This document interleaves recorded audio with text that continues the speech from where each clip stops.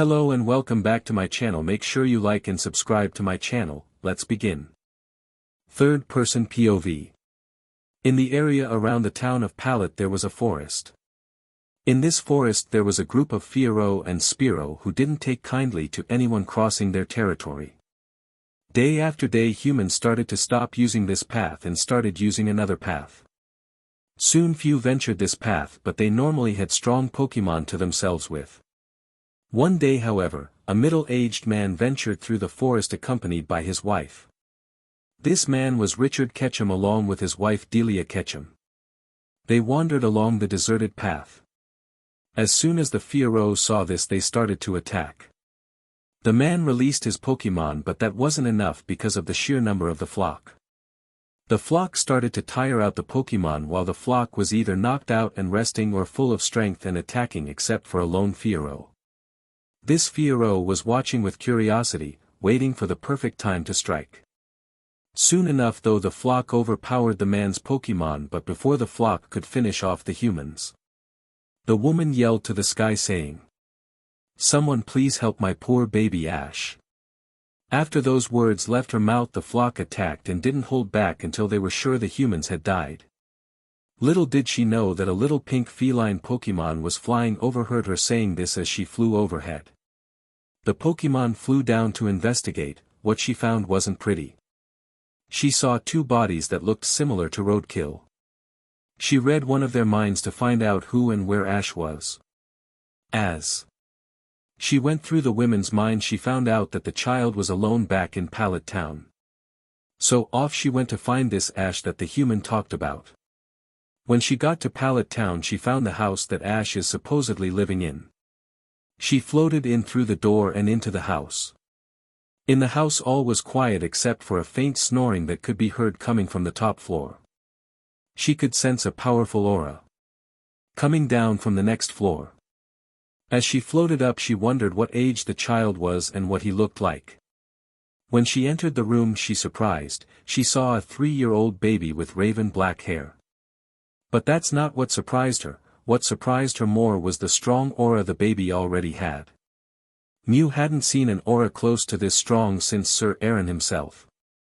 As she looked at the child she thought what she was going to do with him, but at that moment the child woke up. She saw a pair of golden brown eyes. As she looked into the child's eyes the child stood up and started giggling and tried to pull on Mew's tail. Mew was shocked, but then the child squealed as he caught the tail. He seems to be quite hyper and a strong aura user even at this age. Maybe I should bring him back to the tree and introduce him to Lucario. He needs an aura trainer and Lucario does have a child as well to grow up with little Ash. Yes, that'll be good, she thought. Hey little one, I'm sorry to say this but your mother's not gonna come back for you, Mew said. Mommy's not coming home, said little Ash tearing up. I'm sorry but your mother's dead. At this little Ash started to cry but still didn't get the whole meaning of his mother's death, but Mew continued on.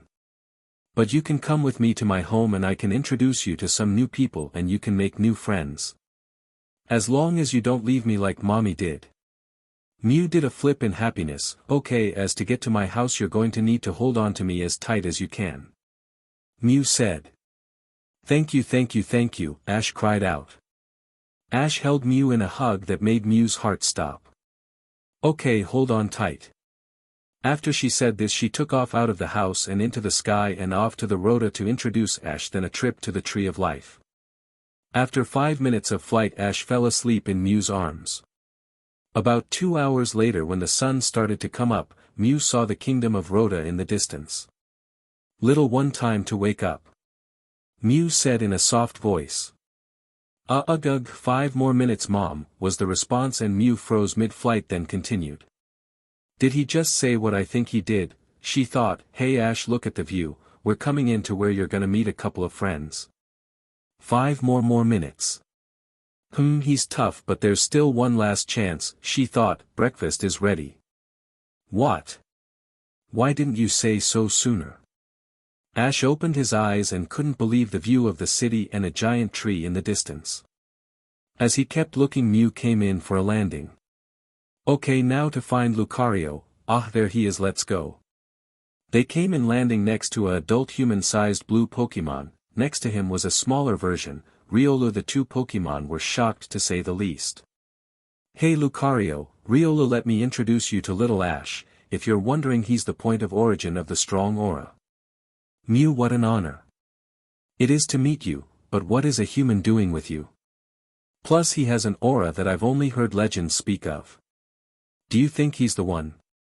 Yes, I do think he's the one, at least from what I've heard about he should be. And I found him alone in his house after a flock of Fiero murdered his parents. I was thinking that I could raise him and that maybe he could live in the tree and have your little Riolu as a friend.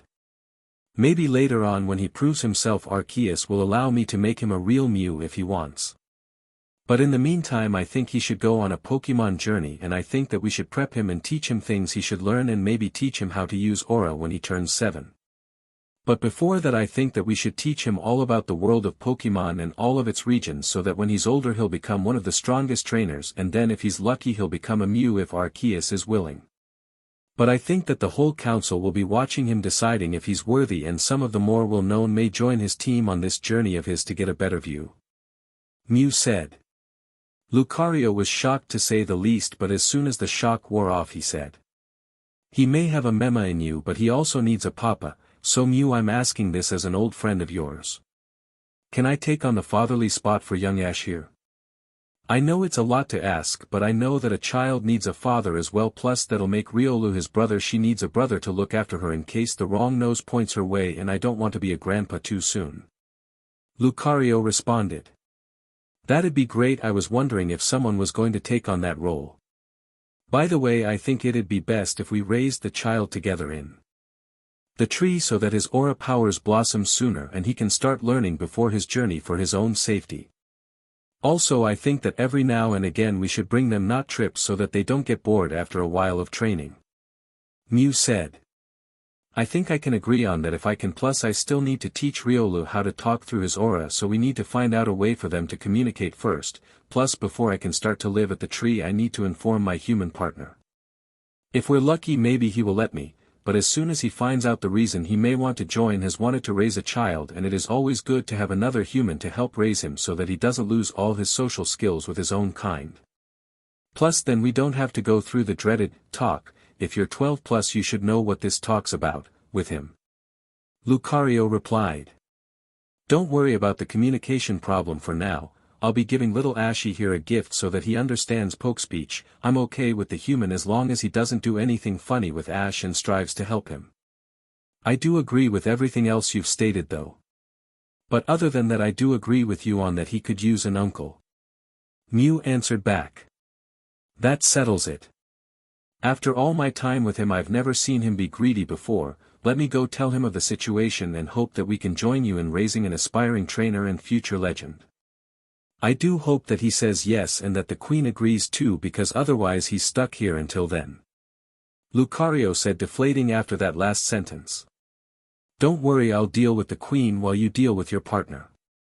Plus I think that Ash here needs a different last name so that people aren't surprised after 8 years where people presumed someone dead that they survived, Mew said. Why don't we just give him Riley's last name? He will in fact be the uncle, so no one will be asking as many questions, but I don't think that we should lie to him about his true heritage, and we should let him start his journey off in his hometown since that is where many aspiring trainers start their journeys. Replied Lucario. Okay, I approve of that, so his last name will be Brown, so he'll be known as Ash Brown, and that's a good idea for his journey. Plus I think that Riolu should join him after he gets his starter so that he continues learning how to use his aura for the greater good. I'll follow you invisibly with Ash so that no one will get freaked out, plus I don't want anyone to get the wrong image about why we have a human with us. Mew responded calmly. Yes, that's a good idea. Let's go find Riley and ask him if he can go along with our plan and see if the queen accepts too. Lucario said while starting to walk to the giant castle off in the distance. After Mew disappeared they entered the castle. About 15 minutes of walking they found a man walking alone down the halls. Master Riley, we have a situation on our hands, Lucario said urgently. What is it? Is the castle under attack? Have there been any confirmed sightings of poachers? Questioned Riley. Something far more important. We've found the chosen one. Can't you sense the powerful aura in the hallway? His aura is that strong even at the age of 2 years old. We need to raise him after his parents died. Lucky for us, an old friend of mine who was passing by in the neighborhood and brought the child here so I could be the fatherly figure and you get to be the uncle." After the words left Lucario's mouth, Riley frowned. He did sense the aura, and if he was the chosen one, then he needs to be trained in the ways of aura and become powerful, wise, and not abuse the power. "I do sense a powerful aura, but it seems to be floating on nothing in the air. Also, who's this friend of yours that you never told me about?" Riley responded, frowning. "Oh, my apologies, master, it's okay, he's not going to hurt you or your new son right now," Lucario said, and Mew appeared in the air with the baby Ash in her hands, holding him in a way only a mother could. "Can you please take on the role of the uncle of this child and let us all live in the tree so his powers can increase tenfold and he'll be able to control them sooner.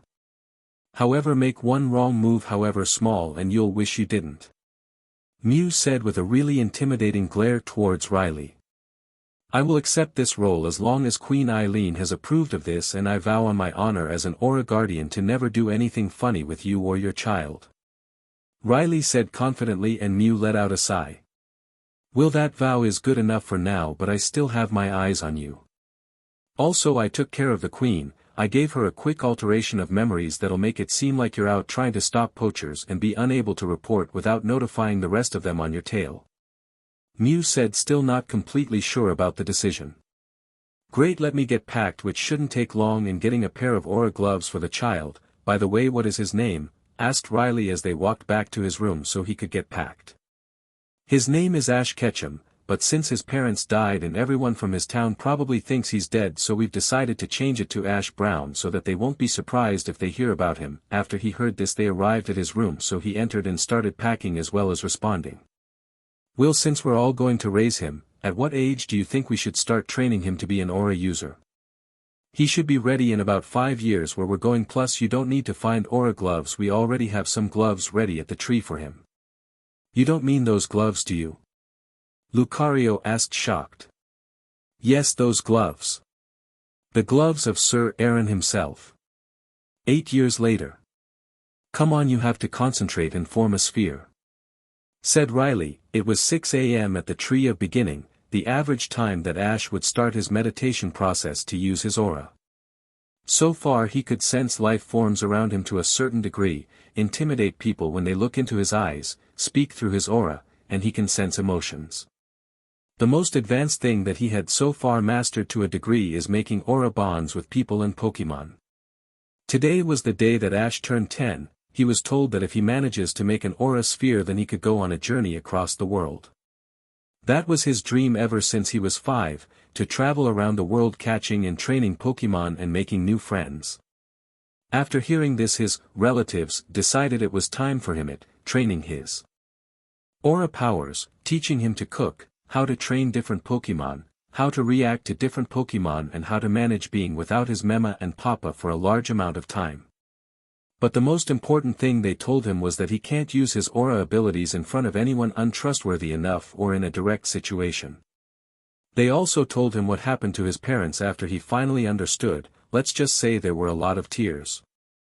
They never lied about a single thing to little Ash, and he never lied about his feelings to them. Suddenly a small blue sphere the size of a golf ball appeared in between the little boy's hands. "Yay, I did it!" Ash happily cried out. After he said this, he heard a clapping. "Good job, Ash," said his surrogate brother, Riolu. "You know what that means about today, right?" he asked Ash.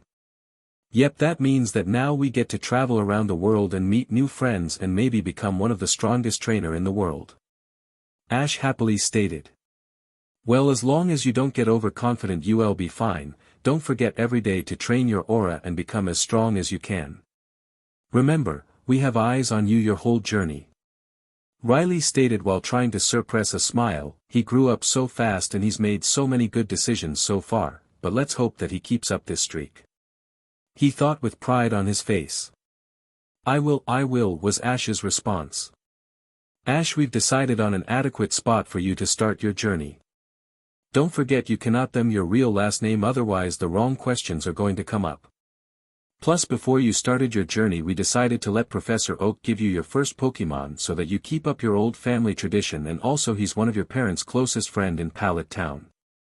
Don't forget to go past your old house. I know after all these years it may bring back bad memories, but it'll probably bring back good ones too.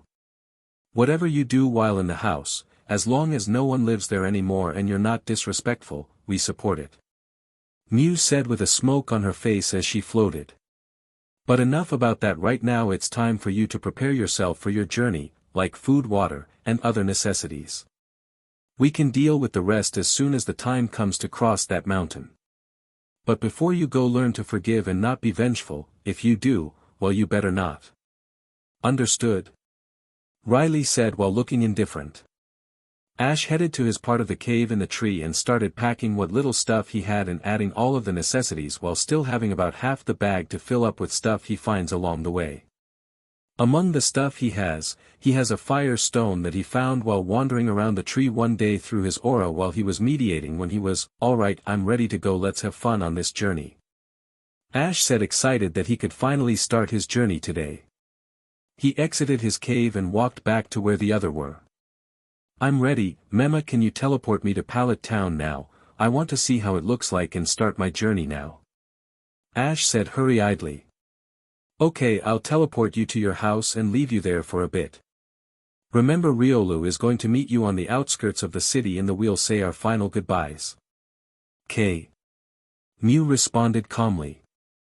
After she said this she floated over to Ash. The others walked up over to him and they all got in a big hug. During the hug Mew teleported them all to Pallet Town and they all broke free of the hug. In front of the group there was a house that looked like no one had entered it in a decade. "Well, this is your first stop, don't be late going to the professor or you won't get a Pokemon," Mew warned Ash. "I won't now, I'm gonna go inside and see how much the house has changed since I can remember." "See you in an hour, stay strong Ash," said Lucario before a flash of pink and they were gone. Ash entered the house. In it there was about 5 inches of dust covering the floor and Rattata and Raticate running throughout the house and in between the walls. "Well, this place is in good shape," Ash said sarcastically.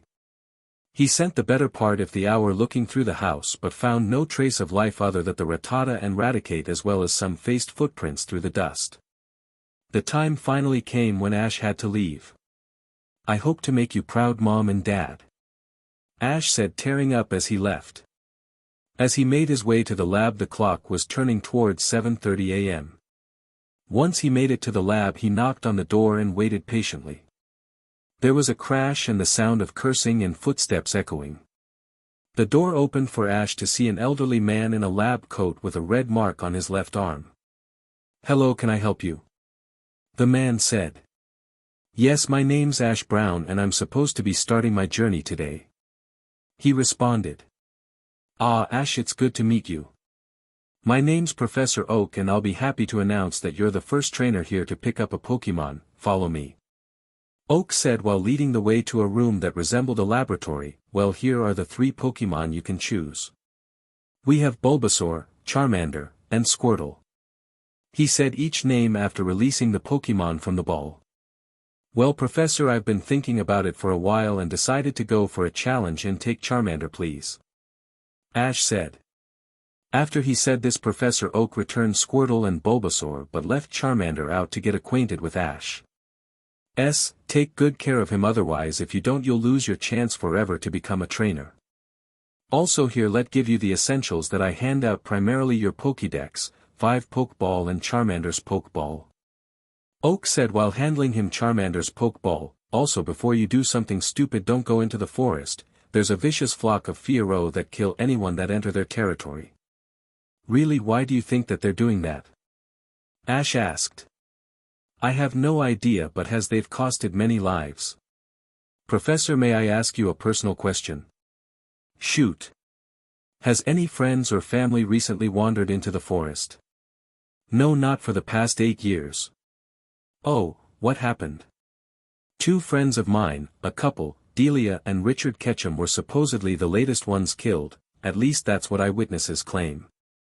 But after 1 year of asking if anyone in Viridian City had seen them, we gave up, the biggest mystery about their deaths, is that their 2-year-old son had vanished. Like here 1 second gone the next. That's sad, so no one has recovered the bodies? Nope, anytime anyone tries to even enter the forest the flock attacks, but enough of that, it's time for you to start your journey. Thanks again, Professor, I can't wait to start my journey, he replied as he left the building. As soon as he got outside he saw the place was crowded with a kid his age walking up to the lab. There was a bunch of cheerleaders and a couple of townsfolk there watching the kid. Out of my way, shrimp, the kid said with a look of superiority in them, but Ash didn't back down. In fact, he rose above and gave a cold glare that made the kid flinch. I don't move out of the way for bullies like you, he stated calmly. You will move out of the way for the great Gary Oak, Gary said with venom. Nope, see ya wannabe, Ash replied calmly and walked past him, knocking Gary back a little with his shoulder. We'll see who the loser is when we battle, Gary yelled loud enough for Ash to hear. But Ash was too far to hear it and was using his aura vision to see where his best friend brother Riolu was waiting for him. As he approached the forest he sensed a large flock of Pokemon that radiated aggressiveness and anger. Presumably the flock of Spearow. Not too far off from the flock he could sense 4 beings radiating calmness and patience. Deep in the forest he could sense 2 very faint yet visible auras. As he came closer to the group of 4 he became aware of how close the flock was to the group. No question, it was probably headed their way. As he broke into the clearing he could finally hear the shriek of the Fearow Spearow to approach him. Finally he could see his brother in all but blood and his parents' guardian figure. Hey Dad, Mema, Bro and Uncle Ree, I'm back, he called out to the group. Hey Ash, we were just discussing something that concerns you, Riley said. Really, what were you talking about? He asked, curious to know. We've decided in a test to see how far you've come in your aura training. You can sense the flock of Fearow Spearow, Lucario stated. Yeah, what does that have to do with it? Ash asked nervously, already predicting what the test will be. You have to take on the whole flock by yourself without the aid of your Pokemon, and then you have to capture the leader so that the flock will probably become 90% less aggressive, Mew stated with a hint of worry. Don't worry, if the situation becomes too far out of control then we'll intervene, she added quickly. Wait, I have to take on the entire flock and catch their leader, he shouted loudly. For his initial reaction he noticed that the screeching became louder and he started to tense up, forming a small aura sphere ready to launch it at the first of the flock that pop out of the thick trees. As the first one came out he launched the first aura sphere at it, hitting it in the middle of its face, knocking it out immediately. He quickly formed more in each hand, launching them as fast as possible. After launching 5 volleys with knockout hits each time the first of the flock came in range to attack him, so as they started their own battle he let his instances took over. He ducked, blocked, gave a right hook, etc., knocking a Pokemon out each hit. But they just kept coming and eventually he started to get a few cuts and bruises. After a bit the flock stopped receiving reinforcements. By this time Ash had receded a bunch of minor injuries and a big gash was opened on his chest, but nothing his family couldn't heal. As this went on he could finally count how many members of the flock remained. At the moment he could count 7 average Spearow and 4 average Fearow. As he knocked out the last few of members of the flock he searched with his aura and found a very powerful looking aura approaching him from behind himself. He ducked just in time to miss the powerful talons of a fierce looking Fearow. He could sense the rage against humans coming off the Fearow like waves in the ocean. He could tell that this was the leader. He could also judge on his emotions that he had a bad run-in with humans before, be it poachers or a poor trainer that abandoned it. At this time he could also see that a couple of the Spearow were starting to wake back up from unconsciousness. How about we make this even? 1-on-1, you and me, Fearow, Ash shouted out confidently. If I win you get to come with me and I'll show you the true meaning of friendship and you get to be my Pokemon, but if you win you get to do whatever you want with me, hell you can make me clean up after you, he added. I accept, was the reply with a nod. And with that Ash rapidly formed an aura sphere and launched it at the Fearow. As the aura sphere came close at the Fearow, it swerved out of the way and headed toward Ash with wings glowing peeping wing attack. As he came closer Ash prepped himself and counted down. Shun the Fiero was a few feet away from him, he ducked under the attack then sprang onto the Fiero's back. Fiero squeaked in surprise and started to do evasive maneuvers in the air trying to knock off the excessive weight on his back. Meanwhile Ash held on tight with one hand and started to rapid-fire aura spheres into Fiero's plumage at a decent pace. After about a dozen direct hits Fiero started to lose consciousness at an altitude of 10 meters in the air. As they approached the ground on their collision course Ash jumped off and tucked into a roll coming out with hardly any injuries, at the same time Fiero crashed into the ground bringing up a cloud of dust. As the dust cleared, Ash could see Fiero was standing up, although it looked as if it was about to fall to the ground from their battle. The two met each other's eyes. And Fiero gave him a nod of respect and gave one last cry into the sky and fell to the ground unconscious. Ash quick took off his bag and found the pokeball and quickly threw it at the Fiero, catching it instantly. As this happened the effects of the adrenaline wore off and Ash collapsed onto the ground out of sheer exhaustion. During this whole battle Lucario, Riolu, Riley, and Mew were all watching the clash with proud smiles on their faces, especially after their own child's kindness towards Fiero and then his victory. They also were happy that their son knew they got a new friend out of it. "Congratulations Ash, you passed the test with flying colors," Riley stated with pride. "Yep, can't wait to have him along the journey. Which reminds me, come on out," he shouted, throwing Charmander and Fiero's Pokeball into the air. As the Pokémon were released they were both surprised that they were in the presence of Mew and started to look with widened eyes and went forward nervously. "Don't be shy guys, this is my family. By the way guys, I decided to start off with a Charmander and you guys just witnessed what happened with Fiero, right? Ah, so you decided on Charmander, looks like you may have a little extra bit to handle when he evolves into a Charizard. Other than that I think it's time for us to say goodbye one last time before you head out on your journey. Remember, don't hesitate to call if you need help in a certain situation. Don't forget to also get started on that Fiero of yours. It seems it may be hard to handle at first but will probably one of your most loyal Pokemon in the end, right guys?" Mew said as the others nodded in agreement with the statement. Meanwhile Fiero was looking onwards at the scene with interest. It wasn't often one of the legendaries graces anyone with their presence. "I'll remember that. I think that maybe I should try to sear up an aura link so that I can read its memories and move on from there. Come to think of it, I should probably do that with all of them so that I can constantly keep contact with them at all times and track them down. What do you think?" Ash asked. "I think that that's a smart idea. As soon as you catch a Pokemon you should form a link so that you get to know them better," responded Lucario. "Thanks, now let's get to it then," Ash said, moving towards Fiero. As soon as he came close enough Fiero looked at him curiously as he placed his hands on his beak and then they were floating in a hat seemed to be space. "Fiero, please show me your memories, tell me why you are this way." Fiero obliged and soon it was like a movie theater while Fiero's memories flooded his mind. At first there were scenes of Fiero's early days as a sparrow geowing up until one day poachers came and took him and his family away. Eventually he was sold to a trainer. But this trainer was extremely abusive, calling him weak even when he evolved into a Fiero. Eventually he was released into the forest and soon came across a flock of Spearow and Fiero. Challenging the leader of the flock, he won. Since that day the flock started getting really aggressive towards humans, sometimes even killing them. Then he saw it. It was a regular day. For the last couple of months the forest had been quiet with the occasional human to prey on.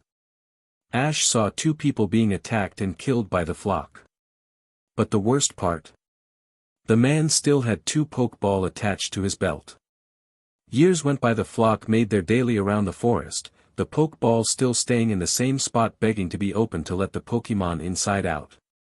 Meanwhile, Fiero was looking through Ash's life looking quite guilty at the part where he flung out that he had intentionally killed his parents. Finally Fiero looked up at his new trainer and saw horror on his face, but in it he also saw acceptance. "Fiero, I know why you did it, but right now I think it's time for the 2 of us to forget the past and look on to the future. you need to get over the fact that you think that all humans are abusive and learn to give people a chance. I know at first it'll be really tough, but I have no doubt in my mind that eventually you'll get used to human presences. Eventually I think that I'll be able to get over the fact that you killed my parents, but that's the past, we can't dwell on it forever. Ash stated. At the end of the speech Fiero had his eyes bulging out of their sockets. He had thought that the human was going to be the same as his first trainer. I know it's too late to say this and I don't deserve your thanks after what I've done in the past, but now it's time I make it up to you. I hope we become the best of friends, Fiero said, tearing up. You've been forgiven and you don't owe me anything right now. Also I'm gonna set up a link between you and me right now, meaning we can easily communicate each other's thoughts. I'm also going to set this up to all of my Pokemon so that whenever we get a new friend you'll be able to chat with them at all times even when you're not with me. But remember this: if you're at the lab, do not attack the professor unless you're 100% certain he's attacking you. Ash said. I think that would be interesting, we could just chat with each other anytime for training, Fiero replied. Okay, just follow my lead and accept the link when you're ready. Ash said while focusing his aura. So far he's had great results with making the links, and this time he didn't disappoint. He could now subconsciously feel where Fiero was. And with that they went back to reality. While what seemed to be hours in the creation of the link was actually a couple minutes in reality. The rest of the group was watching and waiting for them to finish up. Charmander clearly looked like it was excited to go through the same procedure to get to know its trainer better. As soon as Ash finished up the connection with Charmander. It was about noon. For some people they would be hungry, but not Ash. He had been trained so that he only need a total of 1.5 square meals a day, meaning his personal food supplies would last longer. Well guys, looks like it's time to head off to continue our journey, but let's not forget our newest member. Ash said while pulling out an empty Pokeball and walking up to Riolu. Well bro, it's time you and me saw the world, he said while tapping him on the head. Riolu gave no trouble and the Pokeball confirmed the catch. Immediately he released Riolu to say the final goodbyes. As soon as they were done, Ash returned all his Pokemon and headed deeper into the forest. After a couple of minutes of awking he decided to let Fiero out of its Pokeball. Fiero, I think it's time for me to see my biological parents. Can you lead the way? Of course, it's the least I could do for you, was his reply. After saying this, Fiero took off at a decent pace with Ash trailing behind. After about 20 minutes of a light jog they reached a clearing. It was beautiful, except the skeletons of two badly beaten humans. Both still had clothes on though, and as Ash came closer he realized that there were two Pokemon left in the man's skeletal hands. Ash quickly checked with his aura and found out that the Pokemon inside the Pokeball were still alive and healthy. As he approached the two skeletons his eyes started to water and he started to cry. Mom. Dad, he asked silently as he fell onto his hands and knees. After about 30 minutes of just sitting there he finally pulled himself together and moved forwards to see what Pokemon were in. What he presumed was his father's hands. As he finally took them out of the hands he threw them in the air to see them. As the Pokemon came out. What he saw made his eyes bug out, as the Pokemon looked around in confusion until their eyes rested on Ash while Fiero was silent for fear for its life. There standing in front of him was a Blaziken, but that's not the only thing that had him shocked. The Blaziken standing before Ash was easily 2 feet taller than the average Blaziken. The other Pokemon was a beautiful Umbreon with a coat as dark as midnight, but instead of yellow circles around it, they were blue, indicating that it was shiny. Hello you two, Ash said calmly, gathering their attention while prepping himself for a tough ride ahead. I know you are wondering where you are and what you're doing here, not to mention who I am. How about instead of that I show you instead, he added. The two Pokemon seemed to be communicating silently between themselves. After about a minute of the conversation they stopped and nodded at Ash to do his thing. As the two of them connected his mind with theirs, he decided to start off by showing them Fiero's life first. As soon as they reached the part after he killed his parents he showed them his life. Shocking them that this was their old trainer's child, but they were shocked even more when they saw how he handled the situation with Fiero. As soon as he finished showing them what had happened, the two seemed way down. "Now you two," Ash started as he caught their attention. "I know how you feel, but don't blame this on Fiero, he was just misguided. As are you two right now, I'd like to change that for you though," he continued calmly. "I know I'm not my dad, but I have to ask this since I know that we'll both find comfort from being together. So what I'm asking is, would you like to become my Pokemon now?" He finished nervously. The two Pokemon in question restarted their little silent talk. After a couple of minutes they finally nodded together. The two of them walked up to Ash. They both points to their Pokeballs. As soon as he understood, he gave them their respective Pokeball. As soon as they received them, they immediately destroyed them. Ash, who watched with a sad expression believing they didn't want him, sighed to himself. But before he could do anything, Blaziken had already returned and opened his bag, that was still on his bag, and found 2 Pokeball. Giving them to Ash, and then he and Umbreon tapped the Pokeball and they dinged in succession quite quickly. As soon as this happened, he quickly let them back out and started up the links between the 3 of them. As soon as that was done, he brought out Riolu. "Riolu, I think it's about time I teach you Dig." So for the next 2 hours went by with Riolu learning how to use Dig. After this time though, Riolu learned how to use Dig and then dug one big hole with a forcible ending. While doing so, he also did a few other things, including making a gravestone and coffin from a nearby tree. He spent a whole half hour on the funeral for his parents. As soon as he was done though, his and his 2 newest Pokemon's eyes were ready to burst full of tears. After they calmed down, Ash returned all but Fiero, deciding to let it direct him through the forest. As they were reaching the part of the forest where the trees became fewer, he decided on trying to find a spot to stay the night. As soon as he found a suitable spot near a river, he set up camp, made himself something to eat, and gave his Pokemon something. They all went to sleep. The next week fell into the same thing. He stayed in the same spot all week, training his Pokemon to listen to his command both verbally and with the bond. After that they'd learn new moves and improve the old ones. On the first day, Ash found out that even after 8 years of doing nothing, Blaziken and Umbreon both were still in decent shape. Charmander, on the other hand, was a whole different story. Charmander was basically viewed as the younger brother who wanted to grow up to be the strongest there ever was. During that week, Ash discovered and taught his Charmander Scratch, Growl, Leer, Ember, Dragon Rage, Metal Claw, Flamethrower, Fire Spin, Double Team, and Dig. His Fiero now knew Tackle, Leer, Peck, Drill Peck, Wing Attack, Double Team, Mirror Coat, Aerial Ace, and Sky Attack. His Riolu knew Dig, Counter, Mach Punch, Low Kick, Iron Tail, and the move that took them forever for Riolu to learn, Aura Sphere. His Umbreon knew Dark Pulse, Shadow Ball, Feint Attack, Tackle, Mean Look, Sand Attack, Bite, Moonlight, Nightshade, Crunch, and Tail Whip. And finally his Blaziken knew Flare Blitz, Fire Punch, High Jump Kick, Scratch, Growl, Focus Energy, Ember, Double Kick, Peck, Bulk Up, Blaze Kick, Sky Uppercut, Power Up Punch, Incinerate, Flamethrower, Thunder Punch, and Overheat. At the end of the week he finally decided to head to the next city for a rest up. As he was walking along the path, his Pokemon all returned and stashed on his belt. He was searching for a trainer to practice with Charmander and Riolu. As he was finally a solid 10 minutes from the end of the path, a really loud scream filled his ears. Immediately he shot into action, calling out Fiero and Riolu. Immediately after he did that, he shot as fast as he could towards the scream.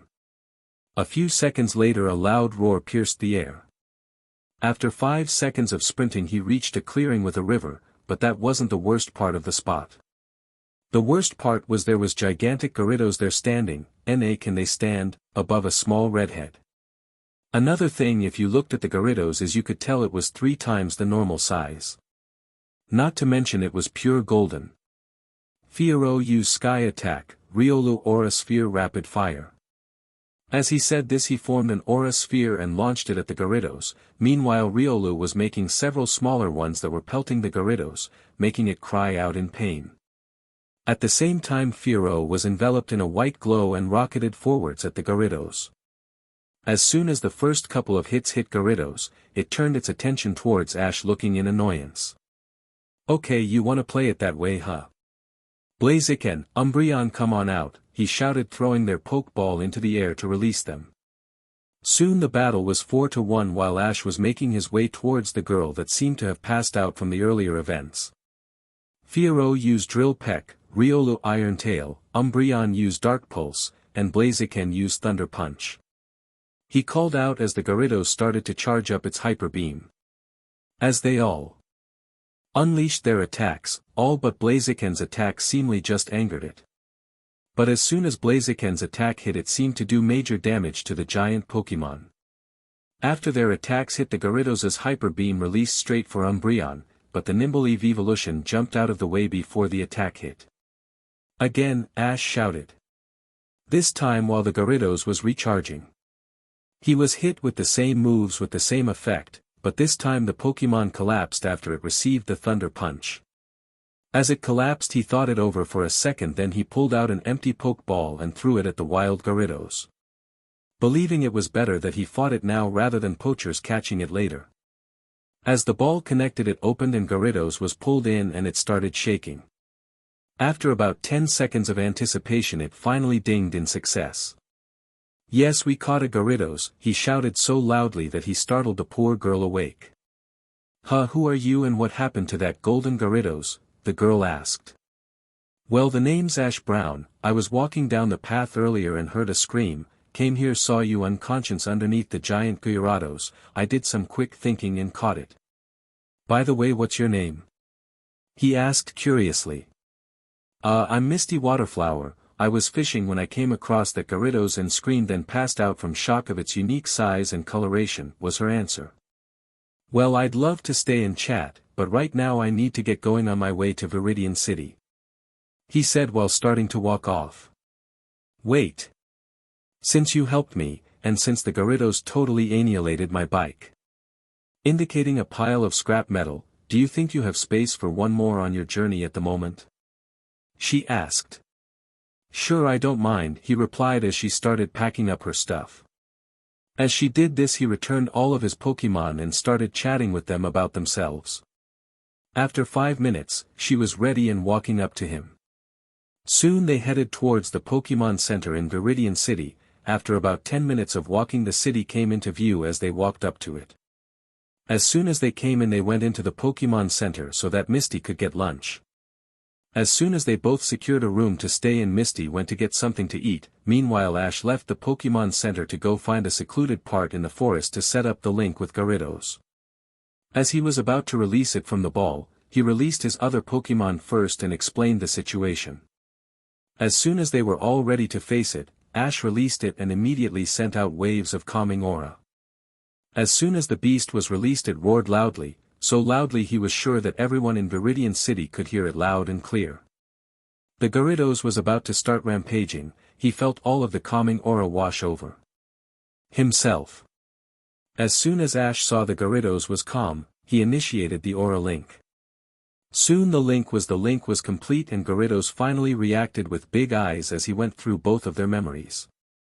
He saw an abnormally large golden Magikarp living peacefully with its family. This memory went on for about a year, till one day a group of poachers decided to test their luck with catching the river Pokémon. When the group saw the Magikarp, they instantly had wide eyes, then they dropped what they were doing to go after the Magikarp. As the poachers came closer, a pair of Gyarados came out looking sad. After a long battle, the poachers eventually subdued and caught the parents. They once again went after the Magikarp, but due to the anger that the Magikarp had, it started evolving. As the light cleared, a massive roar pierced the air with a giant golden Gyarados. Seeing the look on the Gyarados' eyes and taking in the amount of hate in its eyes, it was enough to scare the men. They started to battle. When it was over, you could see the Gyarados towering over the dazed poachers. After blasting them away, it rescued the other Pokémon and has hated humans ever since. Then about a week after a week of peace, he saw a girl sitting on the riverbank with a fishing line out. The memories of the past week's events played out in its mind and the beast was once again caught up in a cloud of rage. Seeing red, the Gyarados came out roaring, scaring the girl. The Gyarados blindly attacked till it was above the girl. As it was about to finish the girl off, he was attacked by Ash. That's where the memories stopped. As the memories went by, Ash's frown grew more and more. After seeing these events, the look of rage on his face mixed with empathy. As Gyarados calmed down as he went through the same set of memories, he expected the human to have encouraged the other humans. But was surprised when he was fuming. Also he seemed to have an air of sadness. Gyarados, I know it doesn't look good, but you have to realize that not all humans are bad. I can only try to persuade you to trust me, but right now all I ask is that you try to listen to my commands and we can continue on from there. The last thing I have to tell you is that I'm going to make an aura bond so that we can communicate at all times from any distance through our aura, and so you always know the details about what's occurred. So what do you say? Do you agree with my plan? Ash said confidently. I agree with your terms as long as you don't do too many stupid things while on our adventure. Was the response through the link. Well, we better get training. Ash said excitedly. After 3 hours of non-stop training, he finally called on quits and started heading back to the Pokemon Center. When he got there, he immediately got his Pokemon healed. While they were healing, he set off to find his room. Once he got there, he deposited his bag and went back down to the lobby to get his Pokemon. Trainer Ash Brown, your Pokemon are healed. Nurse Joy said over the speakers. Ash made his way over to get his Pokemon. As soon as they were all put away and he was about to leave, a smog attack entered the building. What's going on? Someone in the lobby said. Hand over your Pokemon or we'll do this the hard way, a voice from the smog said. As the smog finally cleared, there was a guy with blue spiky hair and a girl with long red hair. There was also a coughing and an Ekans ready to attack. How about no? Ash stated calmly. Charmander, Umbreon, come on out. Ash shouted, releasing said Pokemon. Charmander, use Flamethrower, Umbreon, use Dark Pulse. Dodge, then use Poison Sting. Ekans, said the girl. Dodge coughing and use Toxic, the boy said. As the attacks were released, coughing and Ekans were too slow to avoid the incoming barrage and were thrown back into their trainers unconscious with swirls for eyes. Alright Charmander, wrap it up with Dragon Rage, Ash yelled out. The attack hit the two wannabe thieves and sent them flying into the horizon. As they were flying, they screamed out. Team Rocket's blasting off again. After getting thanked by numerous other trainers including Misty, Ash decided to head to bed, but before he could, he heard a loud wait. As he turned around, he realized that it came from Nurse Joy, who was holding an egg. I thought of a suitable reward for saving us from those thieves and I've decided to give you this egg. What? I can't accept this. I was only doing the right thing by stopping those crooks, was his reply. But I insist, plus this egg was abandoned here and as soon as it hatches it would have had to go to a Pokemon adoption center, she insisted.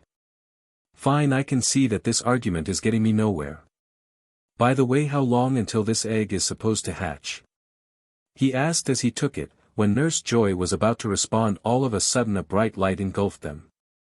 As they looked for the source, it turns out it was the egg that was ready to hatch. As it took form, it shaped into Hall of Origin. Arceus looked down on the earth, watching her chosen one's life, how he grew up with Mew as a mother.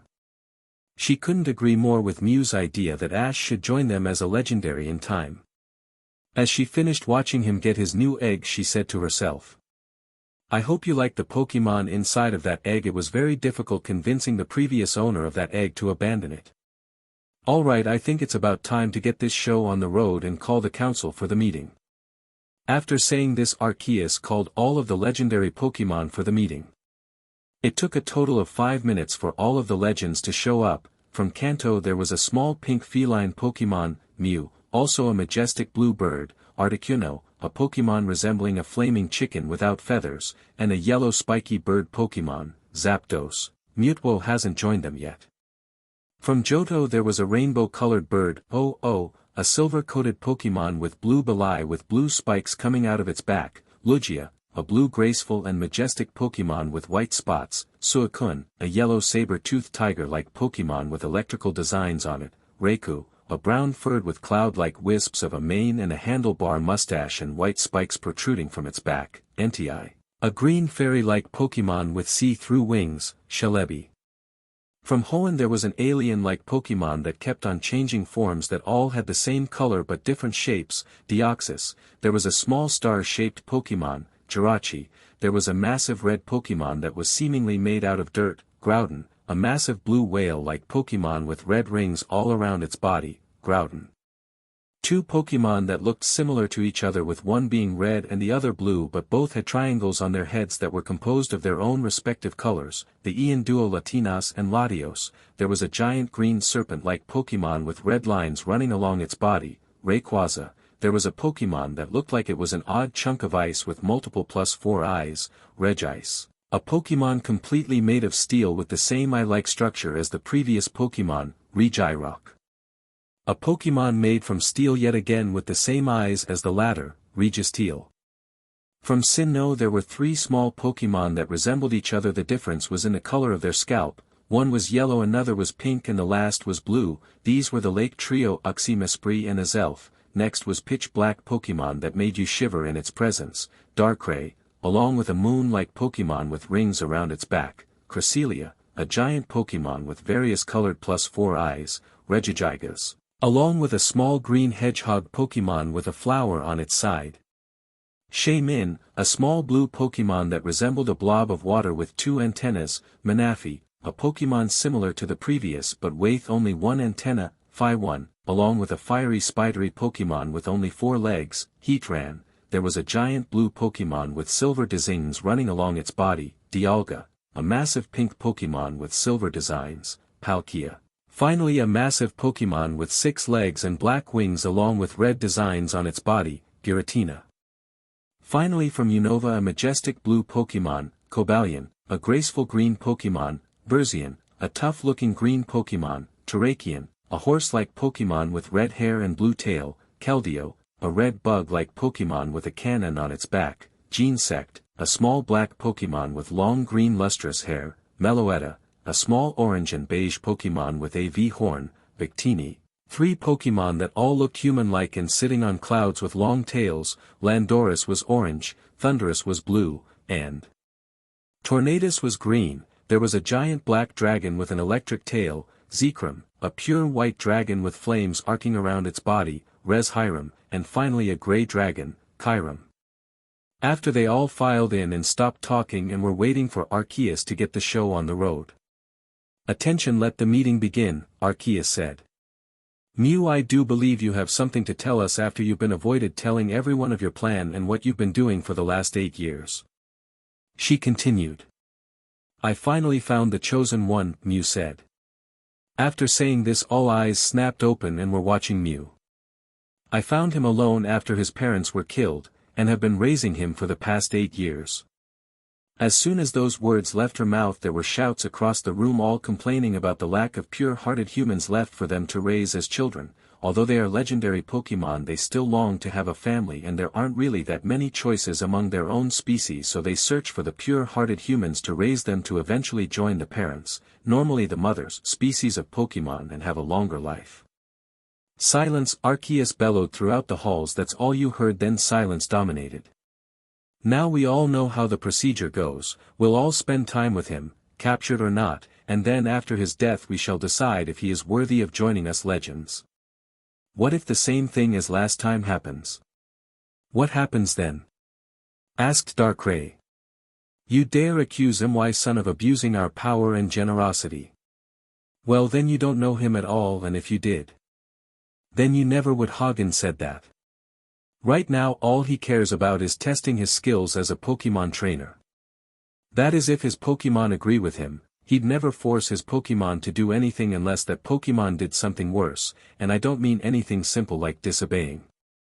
Sure, he might be annoyed, but the only true way for him to hate a Pokemon is if he has some serious history with them insulting his family, which is his Pokemon. Heck, he even went far enough to forgive a Fiero that led an attack to kill his original parents. The other only true way to get on his bad side is to steal his favorite food, which just so happens to be hash browns." Mew calmed down. "Then the same thing will happen as last time," Arceus replied calmly after the outburst.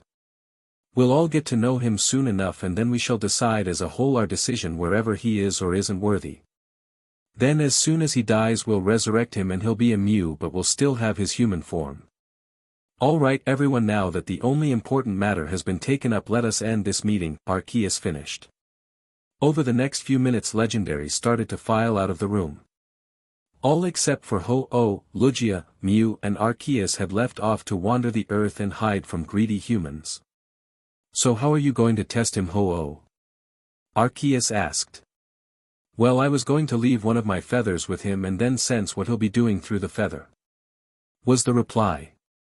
Ah, that makes it easier on you so you don't have to worry about humans attacking you while with him. What about you, Lugia, how are you going to do it? Arceus continued.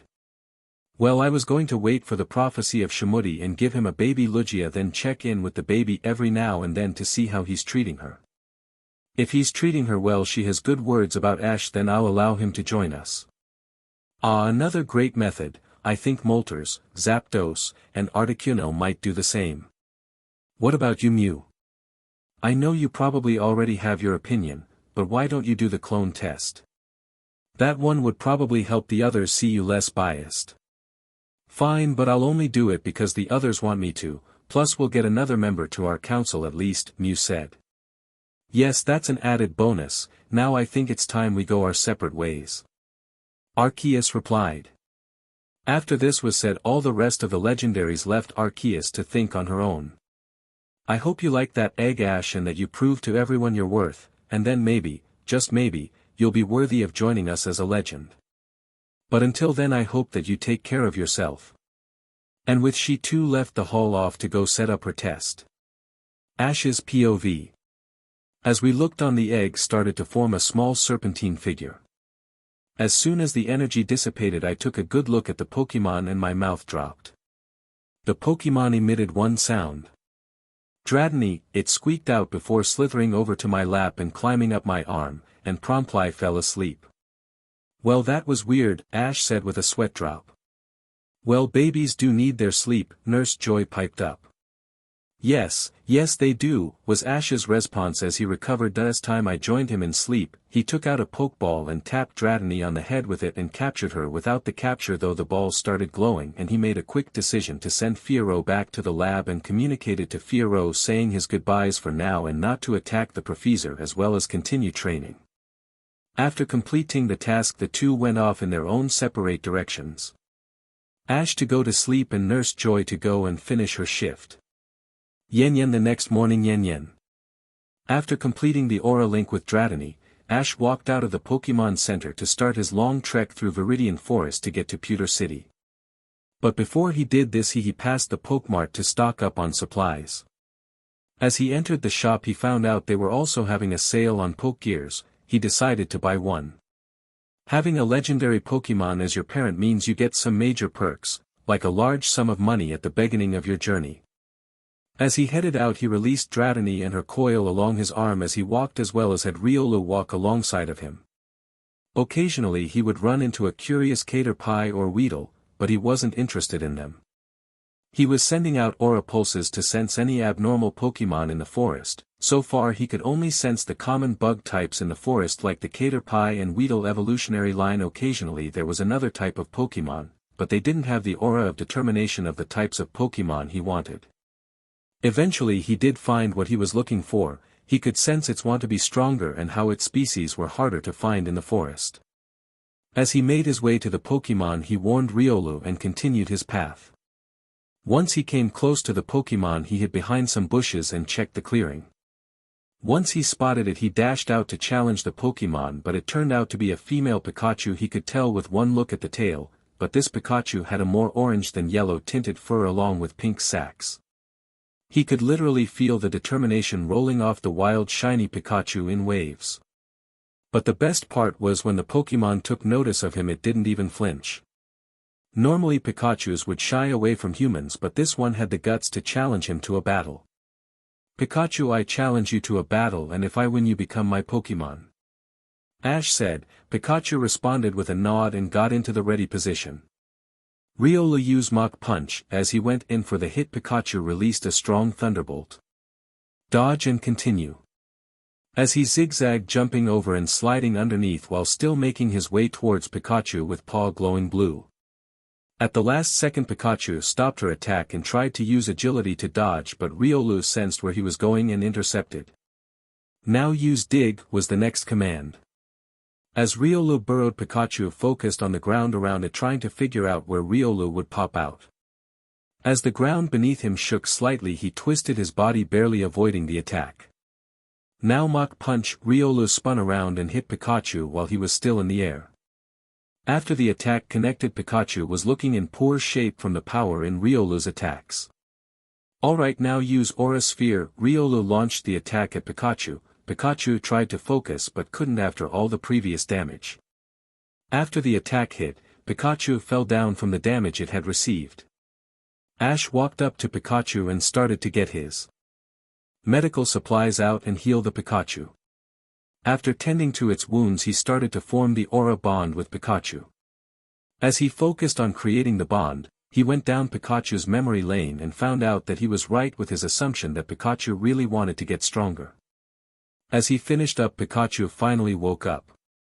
Ugh, someone give me the license plate of the truck that just passed by, Pikachu said in a jokingly manner. Well, I won the bet, so you know the deal, right? Yep, but first, if you lack the qualities I want in a trainer, then I'm going to ditch you. Second, I don't really want to be confined in a Pokeball all the time so while we're traveling.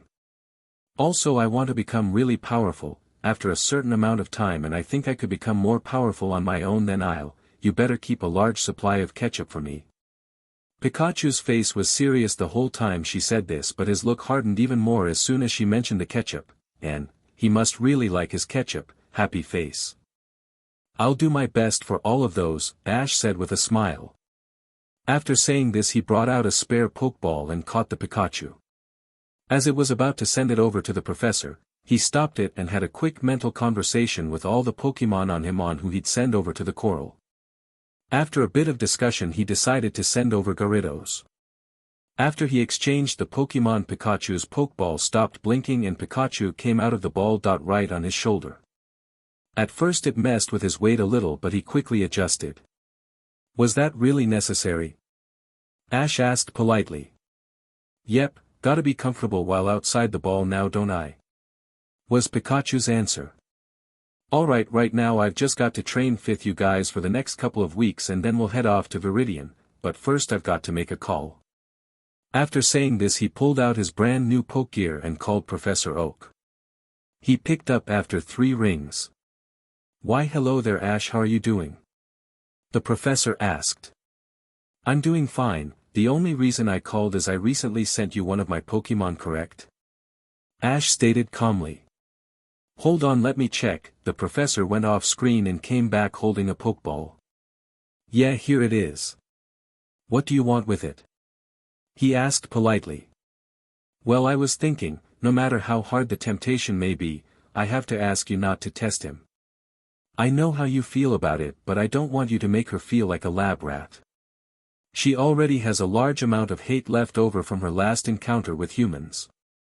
Ash said this all while channeling his aura into his eyes to really intimidate the professor, leaving no spot for argument. Okay, but would it be okay if I study from a distance? That way I can learn the difference between your Pokemon's attitude versus all the other members of its species. The professor said, his curiosity getting the best of him. That's okay with me, but up to her. Also, I'm going to send you the diet for all of my Pokemon and I'll keep on updating it for each new Pokemon, or if I come across a different recipe that they prefer more and it's healthier for them. Got it? Ash responded smoothly. I'll give the diet list to the chef, since there aren't that many trainers request a diet for their Pokemon. Meanwhile, everyone else gets in the special Pokemon League approved brand. By the way, Professor, by any chance do you have any Enigma berries at your place? Not that I'll need them because I already have a couple on me, but just in case, since that's the berry that I'll use more later on when I have to feed my larger Pokemon, and that's the best way.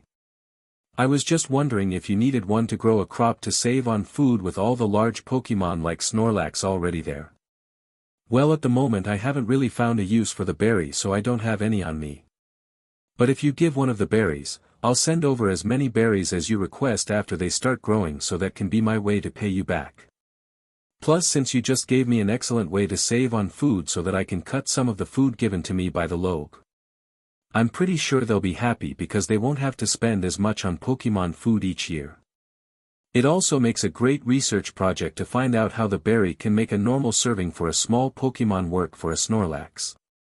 Because of this, and also because I can tell you have great control over your Pokemon, especially since you just started out. So since I think you're ready for it, I'll send over a Mega Ring and special Charizardite Y, in gratitude. The professor started off saying this with excitement at the beginning and had a look that said, if you abuse this power I'll take it away immediately. Wow, that's really generous of you, Professor. I'll send you one of my Enigma berries as soon as I reach Pewter City. I'll trade for it. I'd send it over now, but there aren't any wild Pokemon here really that I want to catch. Ash said with excitement at the thought of being able to Mega Evolve his Pokemon. He'd learned about it from Mew in his childhood, but was told that he would have to get one all on his own to see if he was truly worthy of that power. Plus bonus, since he was getting a Mega Stone, he'd just detect its aura, then search for auras similar so that he could Mega Evolve his other Pokemon. Splendid. Just as he said this, there was a ding at the professor's end of the phone. Well, I've got to go, my chef just finished making my pizza. Bye, Professor. After the exchange he hung up and fist pumped into the air. He was finally able to Mega Evolve his Pokemon. It was something he always wanted growing up, especially since Mega Lucario looks so nice too. After finishing up celebrating his success, he started searching for an appropriate spot so he could train his Pokemon for the next few weeks. After searching he finally found a good spot and set up. Over the course of the week the schedule Ash made for the Pokemon, including the ones at the Coral, since he communicated with him over the Aura Bonds. It went 6 to 7 laps around the clearing while wearing 2 parachutes each. 7 to 8 breakfast and stretches. 8 to 12 attack power training. 12 to 1 lunch, snack for Ash. 1 to 5 move tutoring. 5 to 6 supper. 6 to 8 resistance training. 8 to 9 spar. 9 to 10 free time. 10 lights out. Ash joined in all except for resistance training, but during that time he'd train his aura instead, but he always paid special attention to make sure that his team didn't push themselves. At the end of the 2 weeks it was safe to say that they were all exhausted. By this time Charmander surprised Ash by evolving into a Charmeleon. At first Ash thought that Charmeleon might not listen to him, but he surprised him by listening to his first command. During this time Charmander learned Dragon Breath, Dragon Claw, Thunder and Fire Punch, Flame Burst, Heat Wave, and to his surprise he learned Fire Blast. Although he still needed to work on the power behind all of his attacks, it was still a good move pool. Fiero progressed really well at the lab with Ash's guidance, learned Hyper Beam, Steel Wing, Air Cutter, and Giga Impact. Riolu surprised him the most, however, on the 9th day of training, evolving into Lucario, which brought tears to Ash's eyes since he's been trying to do for over a year, not only to catch up in height with Ash. And, don't you hate being the short one? But also to increase his aura skills, so now it'll be easier and have a big effect on his aura spheres. But he also learned the moves Force Palm, Dark Pulse, Close Combat, Psychic, and Flash Cannon. Gyarados' moveset was now Tackle, Flail, Splash, and, don't you hate it when people list a Gyarados' moves and they forget to add the moves it knew as a Magikarp, Hydro Pump, Dragon Rage, Dragon Dance, Ice Fang, Dragon Tail, Hyper Beam, Flamethrower, Thunderbolt, Water Gun, Surf, and Earthquake. Dratini didn't start the training program yet, seeing as it was 2 weeks old, but it still knew Rap, Leer, and Dragon Rush. Pikachu's moveset was Tail Whip, Tackle, Thunder Shock, Thunderbolt, Iron Tail, Quick Attack, Thunder Punch, Brick Break, Mega Punch and Mega Kick. Blaziken learned Power Up Punch, Fire Blast, Focus Blast, Brave Bird, Hidden Power, Incinerate, and Stone Edge. Umbreon learned Hyper Beam, Assurance, Last Resort and Payback. After learning these moves, Ash concluded there were no more important moves that Umbreon should learn, and that from now on during the move tutoring sessions she would either help a teammate trying to learn the same move or just work on the power and how many times she could attack before tiring out. Which after all those years of training before Ash got her was astonishing how long she could last. Also over the course of the 2 weeks Ash started to hear all about his father's first journey from Umbreon and Blaziken. They laughed at all the funny memories, but were also sodden because of what happened and would often tear out and have to comfort each other so that they didn't cry themselves to sleep. Finally the 2 weeks of training were up and Ash once again started making progress on his way to Pewter City for his first badge. The walk there was spent thinking of strategies for the first gym and learning more about his Pokémon along with Pikachu on his shoulder and Lucario walking alongside of him. As well during this time he was searching for wild Pokémon that would fit his team. As he checked the surrounding area he could sense an armed person coming in from behind him, so he got into a defensive stance just as he saw the guy barrel towards him sword drawn. As the guy swung Ash jumped into action and immediately knocked the sword into the air out of the guy's hands and gave a swift jab to the stomach. Getting the guy to hunch over, he then kneed the guy in the head, knocking the guy on his butt, then caught the sword in his hand pointed towards the unknown guy. All while having Pikachu on his shoulder not even the least bit more uncomfortable. And Lucario growling at the unknown boy with hate. "You have 10 seconds to explain why you're waving that sword around attacking me for no reason," Ash growled out. "Wait, this is all a misunderstanding. My name's Samurai and I was just looking for a trainer of Pallet to battle." Samurai said, fear evident in his voice. "Well, that gives you the perfect reason to swing a sharp sword at someone," Ash said sarcastically throwing the sword down. "Well, you wanted a battle, well now you're going to get one," he said maliciously. Samurai noted weakly, then he ran quickly over to his side picking up his sword on the way. 2v2 good for you?" Ash continued. "Yeah, that's what I did with the others," Samurai said. "You have first move," he turned to Pikachu, "you're up. Go Pinsir. Pinsir use Vice Grip." Pikachu used full power Thunderbolt. As Pinsir charged forward Pikachu released a powerful arc of electricity towards Pinsir and stopped him in his tracks. Again, Ash commanded. Samurai realizing he couldn't take one more hit like that got desperate, Hyper Beam. As the Thunderbolt shot towards Pinsir, Pinsir charged up Hyper Beam. Just as the Thunderbolt was about to connect with Pinsir, he released the Hyper Beam, but it wasn't stable enough and as the two beams collided midair a foot away from Pinsir, they detonated and blew up right in Pinsir's face causing it to be affected by both attacks and be knocked out cold. "No Pinsir!" Samurai cried out as he returned it. "Let's go, Metapod. Use Max Harden. Use Thunderbolt," Ash commanded calmly. As a metallic sheen covered Metapod, yet another arc of electricity was sent forth at it. When the burst ended there was only fried Metapod. "Well, that was a good battle," Ash said sarcastically. "Let's go Pikachu." At these words they left Samurai there gaping like a Goldeen. Soon after departing Samurai, he could see the city using his aura vision while still tracking the Pokémon in the surrounding community.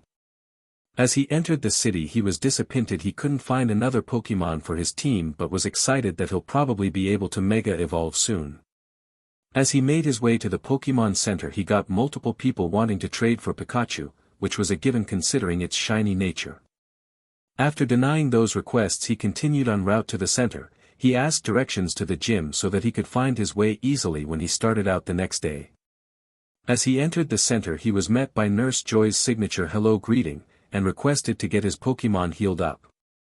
During the time that he was waiting he went around asking if anyone knew what Pokémon Brock used. After 15 minutes of searching he found out the battles were 2-on-2 and the gym leader, Brock, loved to use his Geodude and Onix.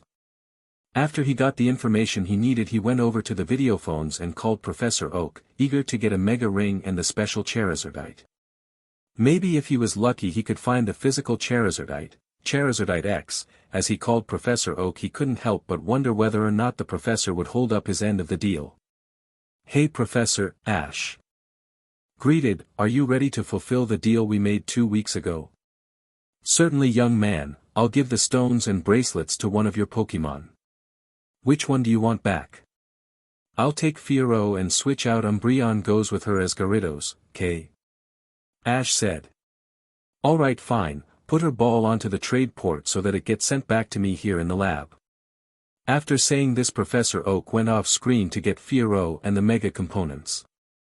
Meanwhile, Ash sent Umbreon out, told her the situation and gave her the berry and returned her. After 2 minutes of waiting, Umbreon's Pokeball disappeared and was replaced by Fiero's.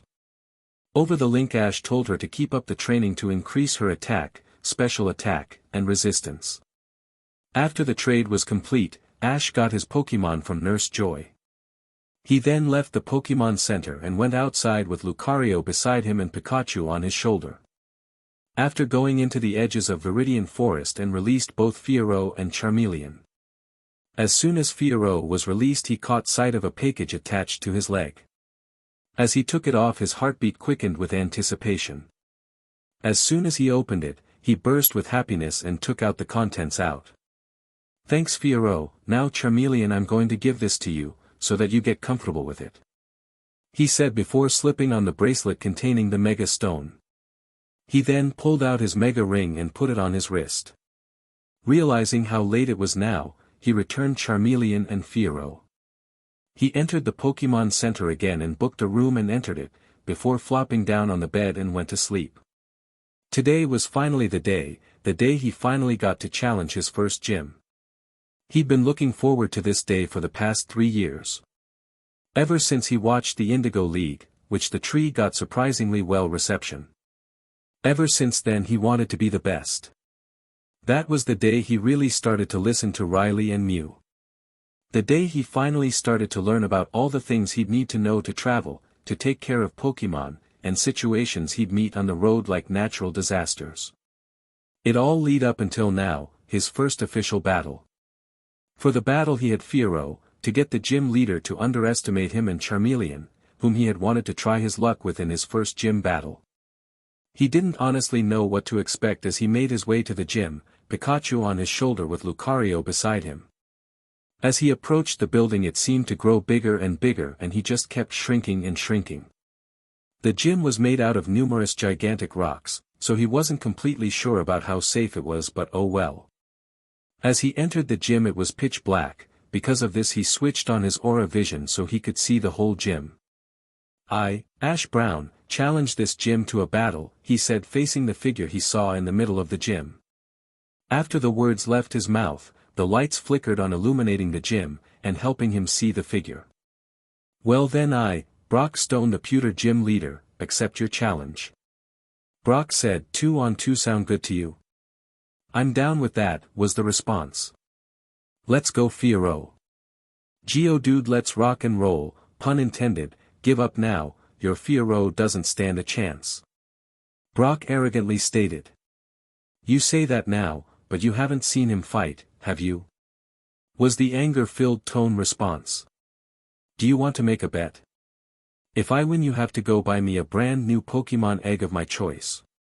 "Fine, let's bet. I'll do your request, but if I win, you have to buy me a brand new breeder's kit, filled with anything of my choosing."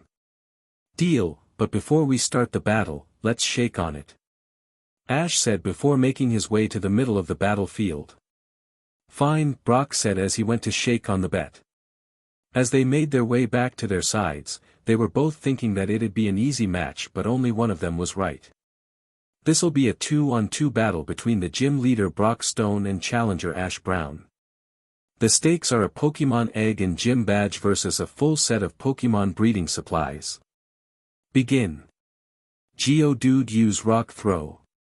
Fiero, dodge and use Agility. As the rock sailed towards Fiero, Fiero blurred on the battlefield, avoiding the rock and increasing its speed slightly. Steel Wing. Use Defense Curl, Brock called out of desperation, finally realizing the power that the opposing trainer had. As Geodude curled into a ball, Fiero made its way to it with wings shining silver.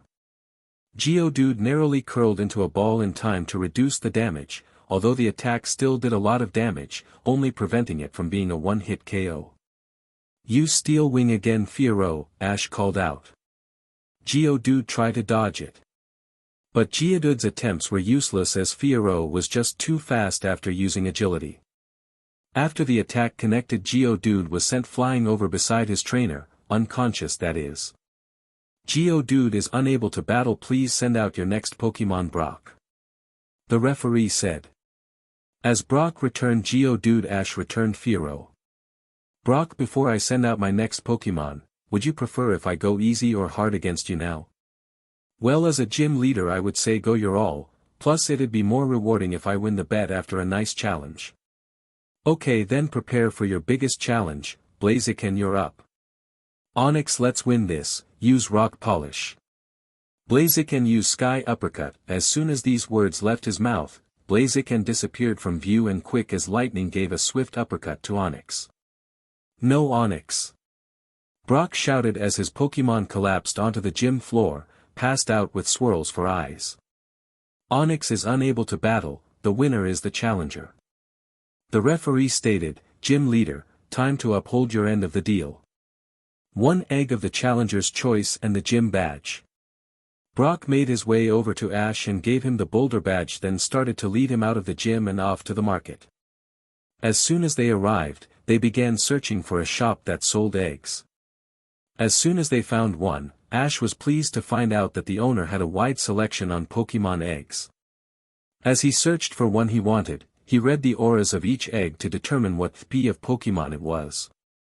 He soon found 2 eggs that he needed. Even Brock was paying for one, he still had enough to buy a second. Gotta love having a legendary Pokemon as a parent.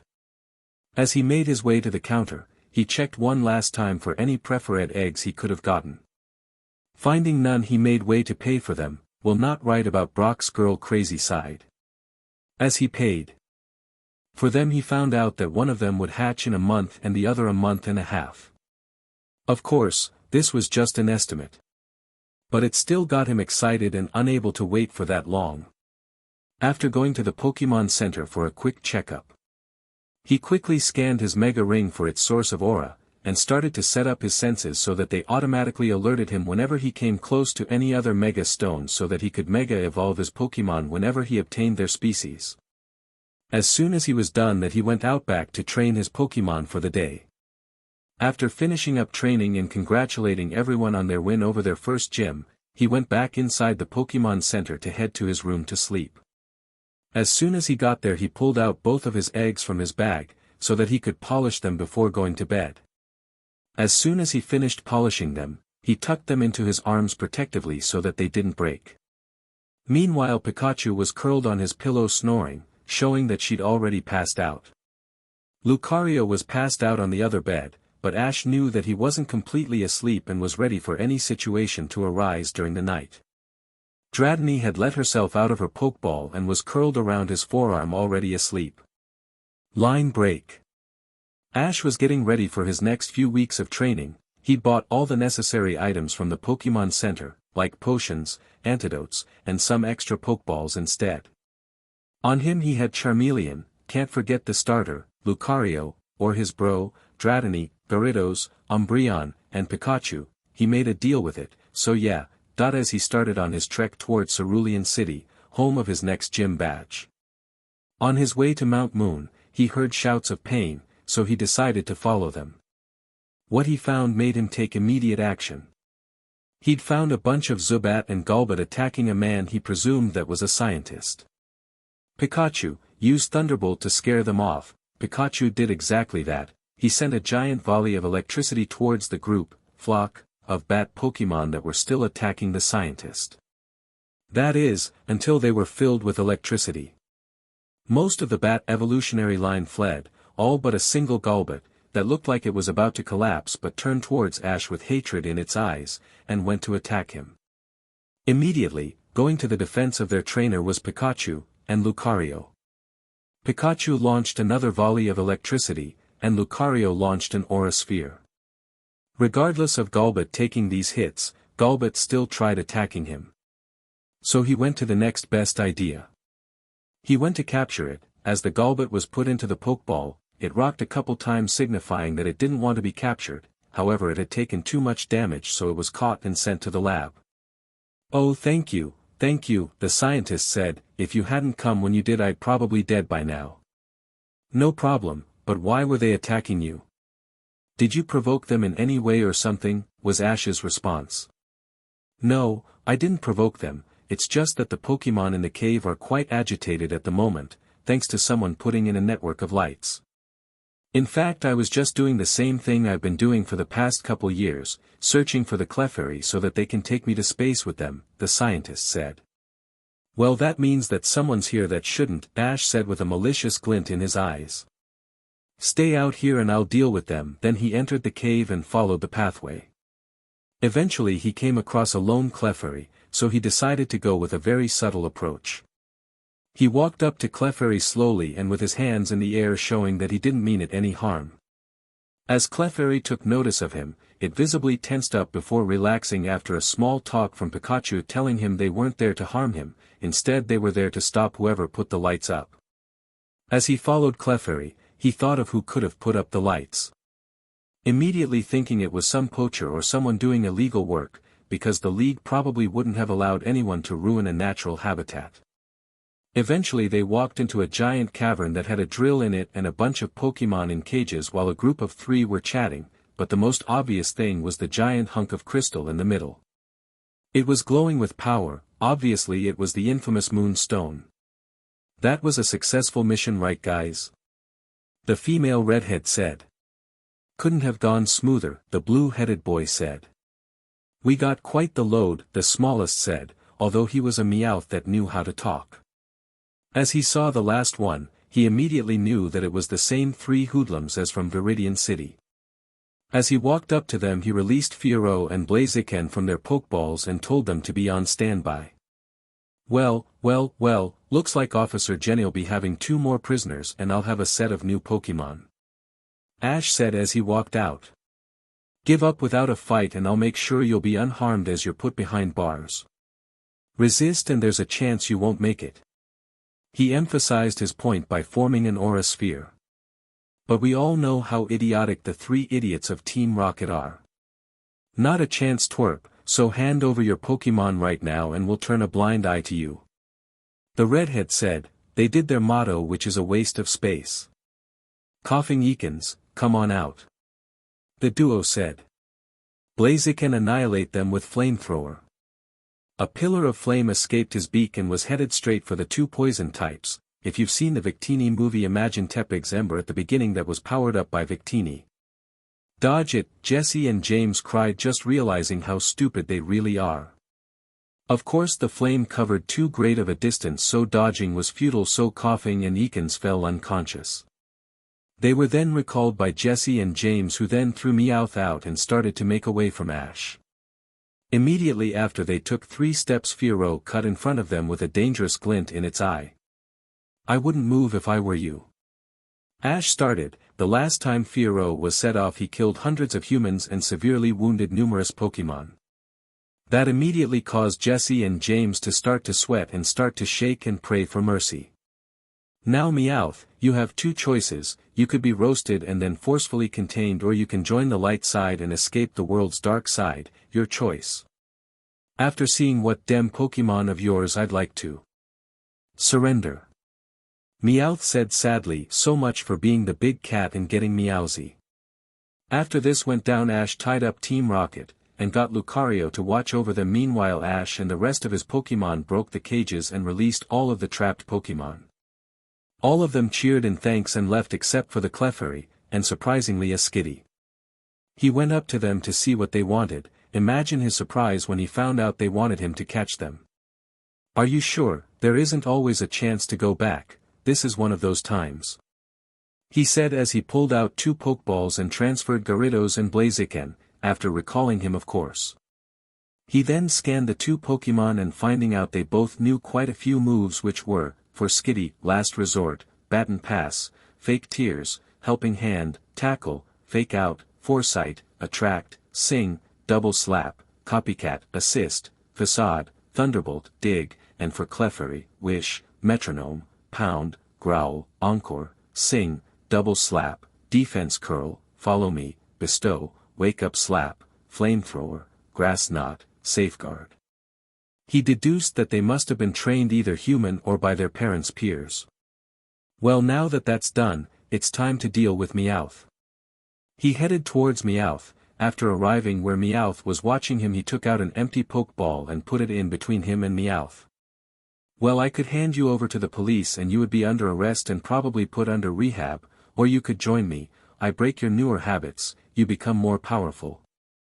Remember, to live is the rarest thing in the world. Most people exist, that is all. Jesse and James could only watch as their partner thought about the offer. A couple hours later. Thank you, young man, for helping out the cave's Pokemon by taking out the light system and by stopping these criminals before things got too far. Officer Jenny said. If you want we could give you a ride to Roda for a thank you. No thanks, I'll only take shortcuts on my way home at the end of my journey, for there are few shortcuts worth taking. Ash said wisely for a 10-year-old. Well, I better hit the road if I want to make it to Roda before nightfall, maybe I'll run into another future team member on my way. He got up and started going towards the exit, until his new recruits escaped their Pokeballs and headed over to the giant moonstone. As soon as they came close, a bunch of other Clefairy and a couple other Pokemon that evolved with the moonstone showed up, like Nidorino, Clefairies, and Jigglypuff. They all gathered in a circle around the moonstone doing a dance. All of the remaining officers and Ash just stood and gawked at the mass of Pokemon seemingly dance. A while later, when the dance was calming down, the moonstone broke off a little and pieces started to go flying towards the Pokemon. Everyone watched in awe as when the pieces made contact with the Pokemon, they started to evolve. One piece hit Skitty and he started to evolve. Clefairy on the other hand looked hopeful that it would get hit by one of the pieces, eventually lost as soon as the moonstone slowed down to a stop on the DLVRY of the pieces. Already everyone could see that the moonstone started to repair itself. Clefairy looked disappointed in itself as it made its way over to Ash. As soon as she came close he started to comfort her. After a couple minutes of crying Ash started to make a link so that he'd understand his Pokemon better. Immediately a bright blue glow engulfed the two. As he looked over Clefairy's memories he came to an understanding, she really wanted to reach her final stage and fast. During the connection, the newly evolved Delcatty made its way over to Ash. As he made the aura link he couldn't help but gush over how pretty he was. He found out that as a Skitty it was caught by a trainer from home traveling through Kanto. This trainer only cared for strength and would beat his Pokemon if they lost a battle for him. It was miraculous that he couldn't find a moonstone for his Pokemon. Every time said trainer would go for a moonstone it would either be a knockoff or he'd use it on his other Pokemon. Eventually he ditched poor Skitty in the very cave after being beaten within an inch of their lives. 3 guesses who. He was eventually brought in by the neighborhood and reconciled with the friendly Pokemon. It eventually lost its hate towards its old trainer and started to get along more with the travelers until Team Rocket. Well, we might as well find out Meowth's answer now. Ash started to get up and head over to the cat, who's still thinking. So Meowth, what are going to do now? He asked. Well, I've decided I'll get stronger with you, since it's the only way I'll make my goal a reality. Also, as a thank you gift, can you send me to the lab so that I can make a thank you gift for you, he said with a genuine smile. Sure, but you don't need to do that, he said before tapping Meowth with the Pokeball. It dinged shut immediately, signaling capture, and then started glowing as it was sent to Professor Oak's lab. After a couple more hours of walking north through the mountain range he came across a town, but not any town. This was his hometown, Roda, the closest town to his home. As he made his way to the Pokemon Center, he felt right at home and could sense Mew waiting for him at his destination. As soon as he entered the Pokemon Center he sensed his mother off to his right. As soon as he looked that way he was engulfed in a hug by a lady that was his mother in human form. After a nice long hello, he went up to the Nurse Joy to get a room. As he made his way up he saw a poster for a tournament, so he immediately signed up with the Nurse Joey and got his room and went to bed. Let the story continue. Ash's POV. The next morning. Ash, wake up, nudge, nudge. 5 seconds later after I still didn't wake up. Next thing you know, she's firing a water gun full force at me. Ha ha, he screamed as he shot out of bed. After a couple seconds of going through his mind on where he was and who did it, he came back to the memory of himself at the Pokemon Center, the day of the tournament, the one to see who would be the annual Aura Guardian. Well Mema, you could have been nicer on waking me up, Ash said as he checked his clock. Turns out it was 5:30 in the morning. So what's with the early wake-up call? Are we going to do a Mew game or something? He asked while shooting a questioning glance at Mew. Yeah, I was thinking that maybe we could visit Jacqueline over in Snowpoint City. Or perhaps we could venture deep into Pinwheel Forest to see what Virizian's doing, suggested Mew. I haven't seen Jacqueline in forever, so let's visit him, then come back in time for me to be crowned as an Aura Guardian, because, when has there ever been a really skilled trainers in forever here, so it should be easy. He replied with a thoughtful expression. Instantly Mew transformed herself and into an Abomasnow for Mew and a Weevil for Ash. After the transformation was complete, Mew transported herself and Ash off to the forest around Snowpoint City. Among the forest, it came up to a mountain lined with caves, which is where we find Ash and Mew at the moment. They entered one of the more difficult segment and entered a cave there and caught up to each other along the way. When suddenly they heard it. Ash, Fiona, what are you doing here? Jacqueline thinks they're other Pokemon. It's been a while and I was beginning to think you'd been caught by a trainer. Honestly, I've asked around and no one's heard of you two in over a year. Well, we decided to see how it is over in another part of the world, so we got caught by a trainer, but he was a deech, so we abandoned him after a couple of months of his true side showing. Ash said. Yeah, he was a real turd and we eventually made it back, but not without some close calls though. Fiona added. For the next couple of minutes we talked about our time with our trainer. Eventually though we heard the sounds of a group of people approaching. I heard Pokemon, one of the beings said. We stopped talking and faced the direction of the voices. An approaching light could be seen with shadows of both Pokemon and humans. Soon they could see the owner of the shadows. A bunch of weird people dressed like astronauts with space suits and weird hairdos. Ah, looks like we finally found you. There are rumors about you, and it seems like you have a couple of friends. The weird one with red hair said as Ash and Mew got in front of Frostless. You and your friends are now officially property of Team Galactic. We prepared ourselves as a row of Glamows, Golbats, Krogunk and Stunkies approached the group. All in all there were about 60 opposing Pokemon and about 15 grunts. This is too easy, Jacqueline said as she looked back at us. I got the left, she said before she advanced in the direction of their left flank where there were 7 humans and where the Glamo were. I got the middle, I called before advancing towards the Krogunk and 4 human, then fired off a dark pulse at an advancing Krogunk, catching him off guard and confusing the others in the group. As they recovered from the first attack, the grunts called out attacks which I dodged with agility, then ran circles around them to the grunts. There I used Night Slash to knock one out with a gash on his side. I then moved on to the next using agility to once again boost my speed. Next I used Swords Dance to increase attack, then attacked the next closest attacking enemy, which was a Krogunk, with Ice Punch.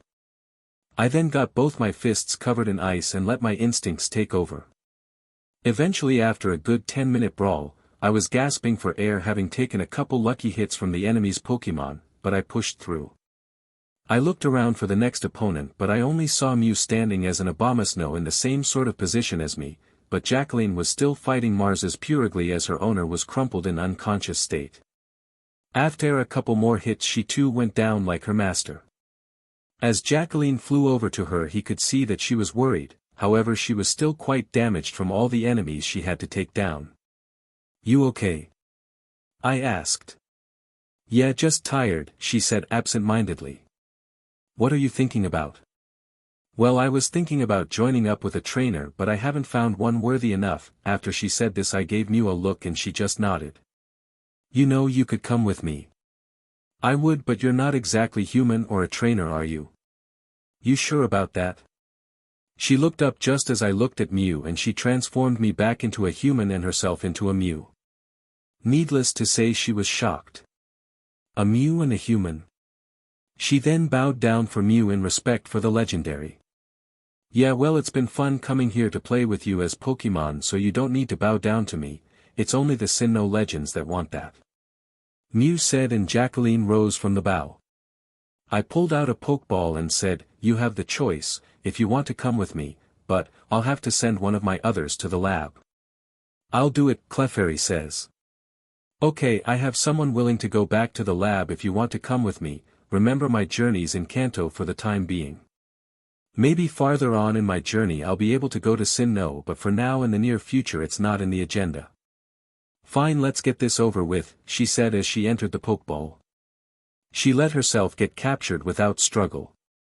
Soon after the Pokeball started glowing, so I hit the "Okay, now that everything's done here, can we head back to Kanto before they wake up?" I said as I noticed the grunts start to stir. "Fine, let's go home then," I said before we were transported back to the Pokemon Center.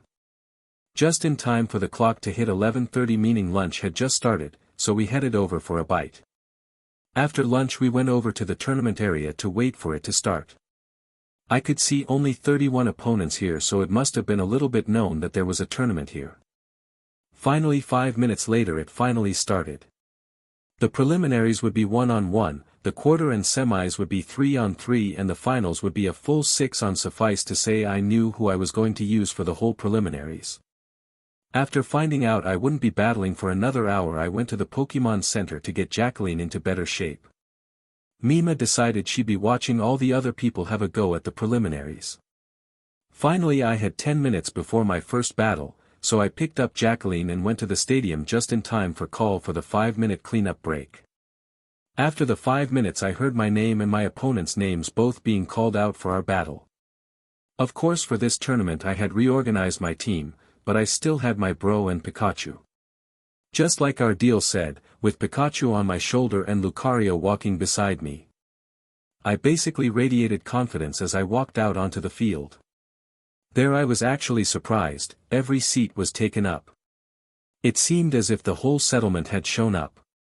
It seemed as if the stadium held 5,000 to 6,000 people. As I was looking around, my eyes finally fell upon my opponent. He was about my height with blue hair. "You ready to be eliminated?" he said with sheer arrogance. I didn't even know it was possible to hold that much inside of him. "As soon as you swallow your pride I will," I responded as the crowd owed. The look in his face made my day almost as much as when the ref signaled the start of the match. Me being me, decided to send out Lucario. My opponent sent out a Nidorino. Lucario used Dark Pulse. I commanded dodge and use Venoshock. He retaliated. Lucario sent a beam of darkness with rings around it straight for Nidorino, only for Nidorino to barely jump out of the way and launch a Venoshock. Use Aura Sphere while it's still in the air. The Venoshock connected but was ineffective towards Lucario because of its steel typing. Intercept with Horn Attack. I saw the sphere head over and collide with his Nidorino's horn that was glowing white. After a second of trying to knock the sphere away, it blew up right in Nidorino's face and we heard a shout of pain and the smoke took over the field. As the smoke cleared, it revealed an exhausted Nidorino. Lucario still looked brand new since it only launched 2 attacks so far and took no damage whatsoever. Let's end it. Lucario used Psychic. No dodge at Nidorino, but Nidorino was too slow and got a face full of Psychic. Almost immediately Nidorino succumbed to unconsciousness. "The winner is Ash," the ref announced. I went up to shake hands with my opponent. "You know arrogance was your downfall, as soon as you lose it let's have a battle," I said. He just walked off after saying, "Beginner's luck, next time I'll win." "We'll see about that," I muttered under my breath, before I left the stadium to go heal Lucario, who was tagging along behind me. You know I don't need to be healed, right? I'm still quite ready for another battle. That was just warm-up for me. The next few battles were easy with the help of Fiero. They were against a couple other noob trainers who had hardly any idea how to battle. Finally the finals came up. Instead of going up against another noob, he would be going up against the 5-straight-year champion, who happened to be a middle-aged resident of this fine town. As I walked out to my trainer box, I saw my opponent there too. He was 6 foot and 2 inches, needless to say I was already looking up to him. He had this look in his eyes that screamed, "I'm watching your every move." He was so in deep thought as he approached his trainer's box that I didn't think that he really paid attention until the ref blew the whistle to start the match. "Go Pikachu," I called out. Pikachu hopped off of my shoulder and onto the field. "Go Golem," my opponent, Zayn, called out, as he threw a pokeball into the air. "Use agility and be wary of where Golem strikes, dodge all of them for the time being." I started us off. Pikachu immediately started running off in all directions all around the field. Start off with an Earthquake Golem. Golem raised its right foot into the air and stomped on the ground, creating a big tremor through the ground. Pikachu, stop and plant your tail into the ground and hold your ground. Before the tremors reached Pikachu, Pikachu stopped and whipped its tail into the ground and bent its legs, gaining as much balance as he could to lessen the impact of the tremors. As the ground shook Pikachu around, she seemed to not really take much damage with all the focus she put into it. After the tremors ended, Pikachu seemed to be a little damaged, meanwhile Golem looked as good as new. "Okay Pikachu, now use Quick Attack and Iron Tail." Pikachu took off running at Golem with her tail shining silver, almost like a beam of silver. Golem dodge with rollout, then swerve around to hit Pikachu. Before Pikachu reached Golem, Golem managed to curl into a ball and nearly avoid being hit, but got clipped in the side and spun out before returning to its bearings and continuing with the attack. Pikachu intercept that with Brick Break. As Golem turned in a loop to come back at Pikachu, Pikachu's right hand was glowing as she pet it back. Pikachu started to get more momentum by running on two legs towards Golem, ready to punch it. Finally, when Golem was a mere 2 feet away, Pikachu swung a right hook right at the incoming Golem. I wouldn't do it personally, it seems stupid to punch a rock, but why not? There was an explosion causing the whole battlefield to go up in smoke. Eventually the smoke cleared, but Ash already knew what had happened and prepared himself to walk onto the field. Finally it cleared up to reveal that both Pokemon were knocked out. "Both Pokemon are unable to battle, release your next Pokemon," the ref announced. I walked up onto the field and picked up Pikachu as Zayn recalled Golem. As I readied my next Pokeball, I saw Zayn's calculating face as he fidgeted between two different Pokeball. "Go Jacqueline," I called as I threw the ball, releasing my friend from her ball. Immediately after, the temperature seemed to drop. "Go Rapidash," he called as he threw his Pokeball. I then racked my brain to remember what moves she knew from our talk earlier. Flashback.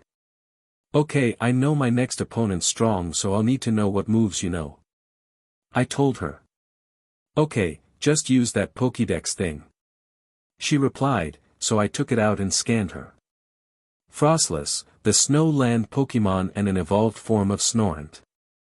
It freezes its opponents to temperatures nearly -60 degrees.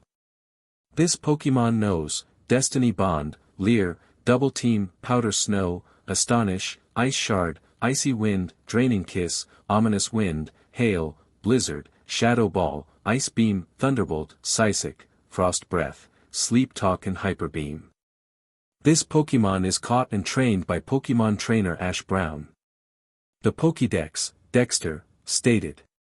"Wow, that's quite the move set. It seems you don't need much more move training. Maybe we should just focus on power and speed." Flashback over. Let's start this off with a Shadow Ball. Instantly she fired a Shadow Ball at Rapidash. Dodge and use Flamethrower. Zayn countered, Rapidash leapt above the Shadow Ball and sent a stream of flames straight at Jacqueline. Counter with Thunderbolt. I called out, the two attacks intercepted each other at the halfway point. After a couple seconds of trying to push past each other, the two attacks detonated in the middle, sending a blast of air at both ends of the field, thus making it difficult to keep upright. After the wind subsided, both ends could be seen a little wary of the other. "Now use Ominous Wind," I commanded. Immediately dark wind started flowing from Jacqueline to Rapidash so fast, that Rapidash had no time to dodge and took the brunt of the attack. In the end Rapidash looked like it could still take a few more hits, but not many.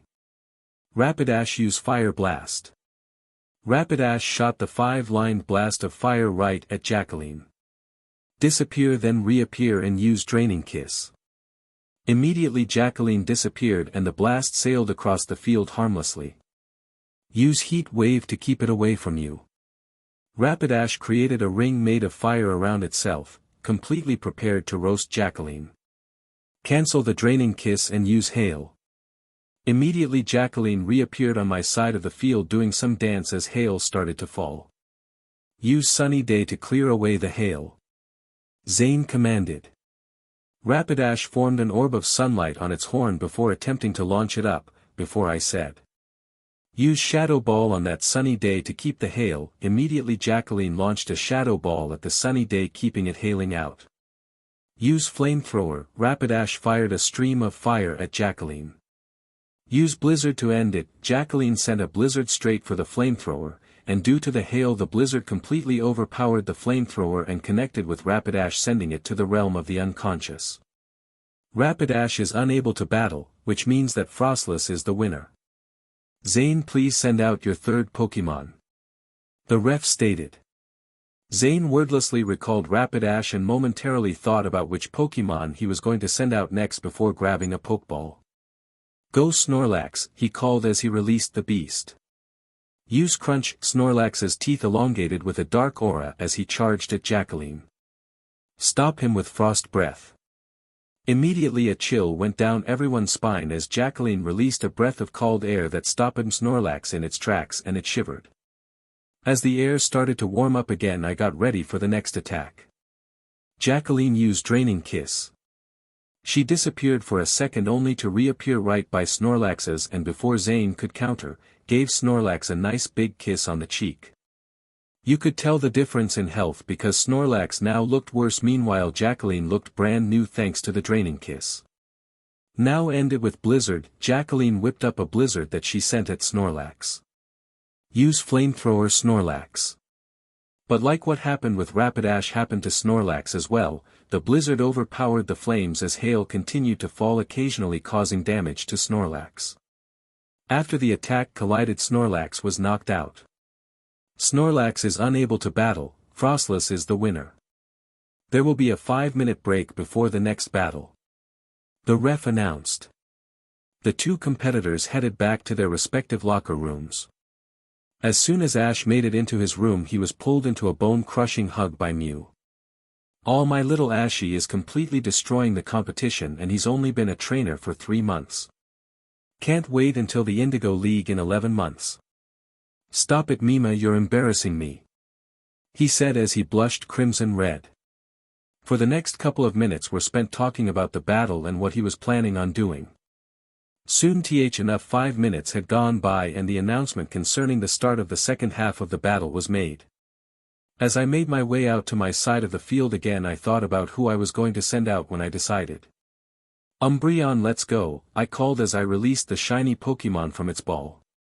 Sizer, let's rock and roll. Zayn called. Use Dark Pulse, I called. Umbreon sent out a beam of darkness surrounded by rings toward Sizer. Sizer, use Bug Buzz, then get in close and use Metal Claw. Sizer fired off a wave of weird sounds that slowed down the Dark Pulse, much to Zayn's amusement, so Sizer couldn't get move in time and still got hit by the beam. It did a little but not a lot of damage to Sizer. After it connected, Sizer charged in for the Metal Claw with claws glowing silver. Halfway there I called out. Umbreon, use Hyper Beam. Before Zayn could react, a beam of pure power crashed into Sizer, immediately knocking it out. Sizer is unable to battle. Umbreon is the winner. Meanwhile Umbreon was panting a little from the amount of power it took to use that Hyper Beam. Zayn recalled Sizer before taking out another Pokeball. Sheo, let's go, he called before releasing the Pokemon from its ball. But before he could call an attack, Ash recalled Umbreon only to send back out Jacqueline. Once again the temperature dropped. I could see Zayn grit his teeth and I smiled. There was only a small amount of attacks that Sheo could use against Jacqueline. Jacqueline used Hail. Hail started falling. Sheo use Aerial Ace. Use Thunderbolt all around you while spinning. As Sheo hopped its way over to hit Jacqueline, he got shot out of the air by one of Jacqueline's thunderbolts. Now use Draining Kiss. While Minsheo was a small distance away, Jacqueline rushed at it and gave it a kiss that stole the majority of the remainder of health that Minsheo had that wasn't stolen from the hail and the thunderbolt. Now while he's still recovering, Jacqueline used one last psychic. Jacqueline created psychic waves that were sent at Minsheo, and since Minsheo was pretty beat up he couldn't get out of the way and could only brace for impact. Minsheo is unable to battle, Frostless is the winner. The ref announced. Zayn, realizing that the odds were 5-1 with me still having the majority fully rested, decided to end it here instead of furtherly humiliating himself. I surrender, there's no chance of me making a comeback.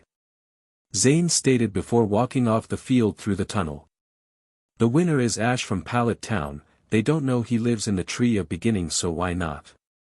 After all the hassle of the award ceremony and getting the trophy and meeting the royal family, I set off to find Mew, who in the end was the one to find me. After another goodbye and switching around my team and getting them to promise to train at the lab and help the new recruits, I was on my way. I got onto Route 4 after a little. While I started training along the route along with my Pokemon, my Aura Sphere was still getting stronger, right now it was approaching the level of Lucario's Aura Sphere. Plus this time on me I had Dratini, Lucario, the 2 eggs, one of which was about to hatch, Blaziken, Fearow, and Meowth. One more thing, if you want me to go more into detail about the moves known for each Pokemon and what happens during training, either PM or review me and I'll either create separate story and or I'll PM you the details. Anyways, on with the show. Third person POV. A bunch of important things happened while I was training on Route 4 for the month. For one, all of my Pokemon learned some array of moves. For Blaziken, Hyper Beam, Solar Beam, Earthquake, Aerial Ace, Flame Charge, Acrobatics, Shadow Claw, Stone Edge, Swords Dance and Poison Jab. For Umbreon, Hidden Power, Sunny Day, Rain Dance, Protect, Return, Dig, Psychic, Snarl, Dream Eater, Hypnosis, and Giga Impact. For Clefable, Calm Mind, Psyshock, Thunder, Ice Beam, Fire Blast, Blizzard, Solar Beam, Thunderbolt and Shadow Ball. The list goes on and on. The more he thought about it the more he got a smile. At this rate his Pokemon would be prepared for some high-level battles. Another thing that happened was one of his eggs that he got from Pewter City hatched into a beautiful regular Zorua. For his training, it seemed like he would be done with move tutoring Umbreon and Blaziken. Of course that meant that they could now really help teach the newer Pokemon what moves they could.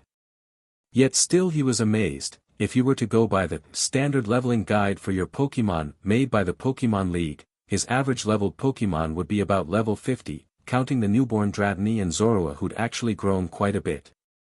She now had to slither around his arm to be held in his embrace. The second last thing to happen was he found a Mega Stone, specifically for Gyarados, whom was more than welcome to try it out. Let's just say that it was their last day on the route. Now he was on his way to Cerulean City for his next gym battle. Line break. Os POV. As I walked up to the city, I looked at the city sign. Of course it was covered in graffiti, but I could still make out a couple of passages, one of which was from Gary saying, "Gary was here, Ash is a loser." Of course I didn't care, for I'd taken up classes with Mew on controlling my emotions. Right now I couldn't be bothered by much, but if I cracked, you'd feel it all across the region. But back to the sign, instead of getting aggravated by it, instead, he went into his bag and pulled out a marker and wrote.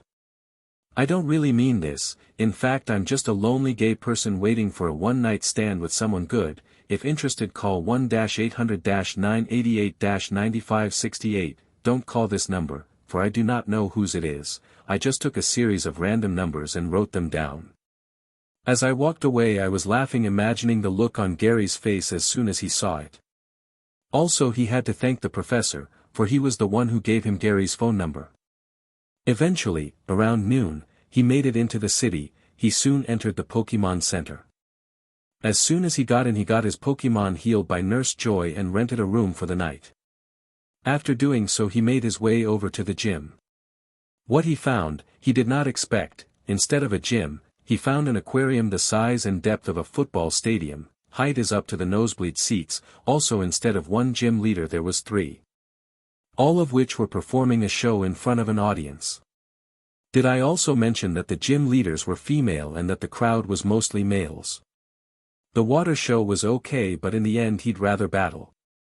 After the show was over he made his way over to the gym leaders' room.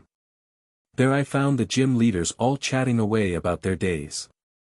I knocked on the door to get their attention. "Hello, I'm looking for the gym leader, do you know where they are?" I asked. "Well, you're like totally looking at them, I'm like Daisy," Daisy said. "I'm like Violet," Violet. "And I'm like totally Lily," Lily said. "And together we're the Sensational Sisters," they all simultaneously said. "Well, would you happen to know where the gym is?" As I said this they fell over anime style. "So you've never heard of us?" Daisy asked. "Nope, now I'm waiting to hear about the gym leader." At the beginning they were sulking in a corner anime style, like what happens to Brock a lot. "You're like looking at the like 3 like gym leaders of the like Cerulean City gym," Lily said. "Well, I'm challenging this gym," I stated.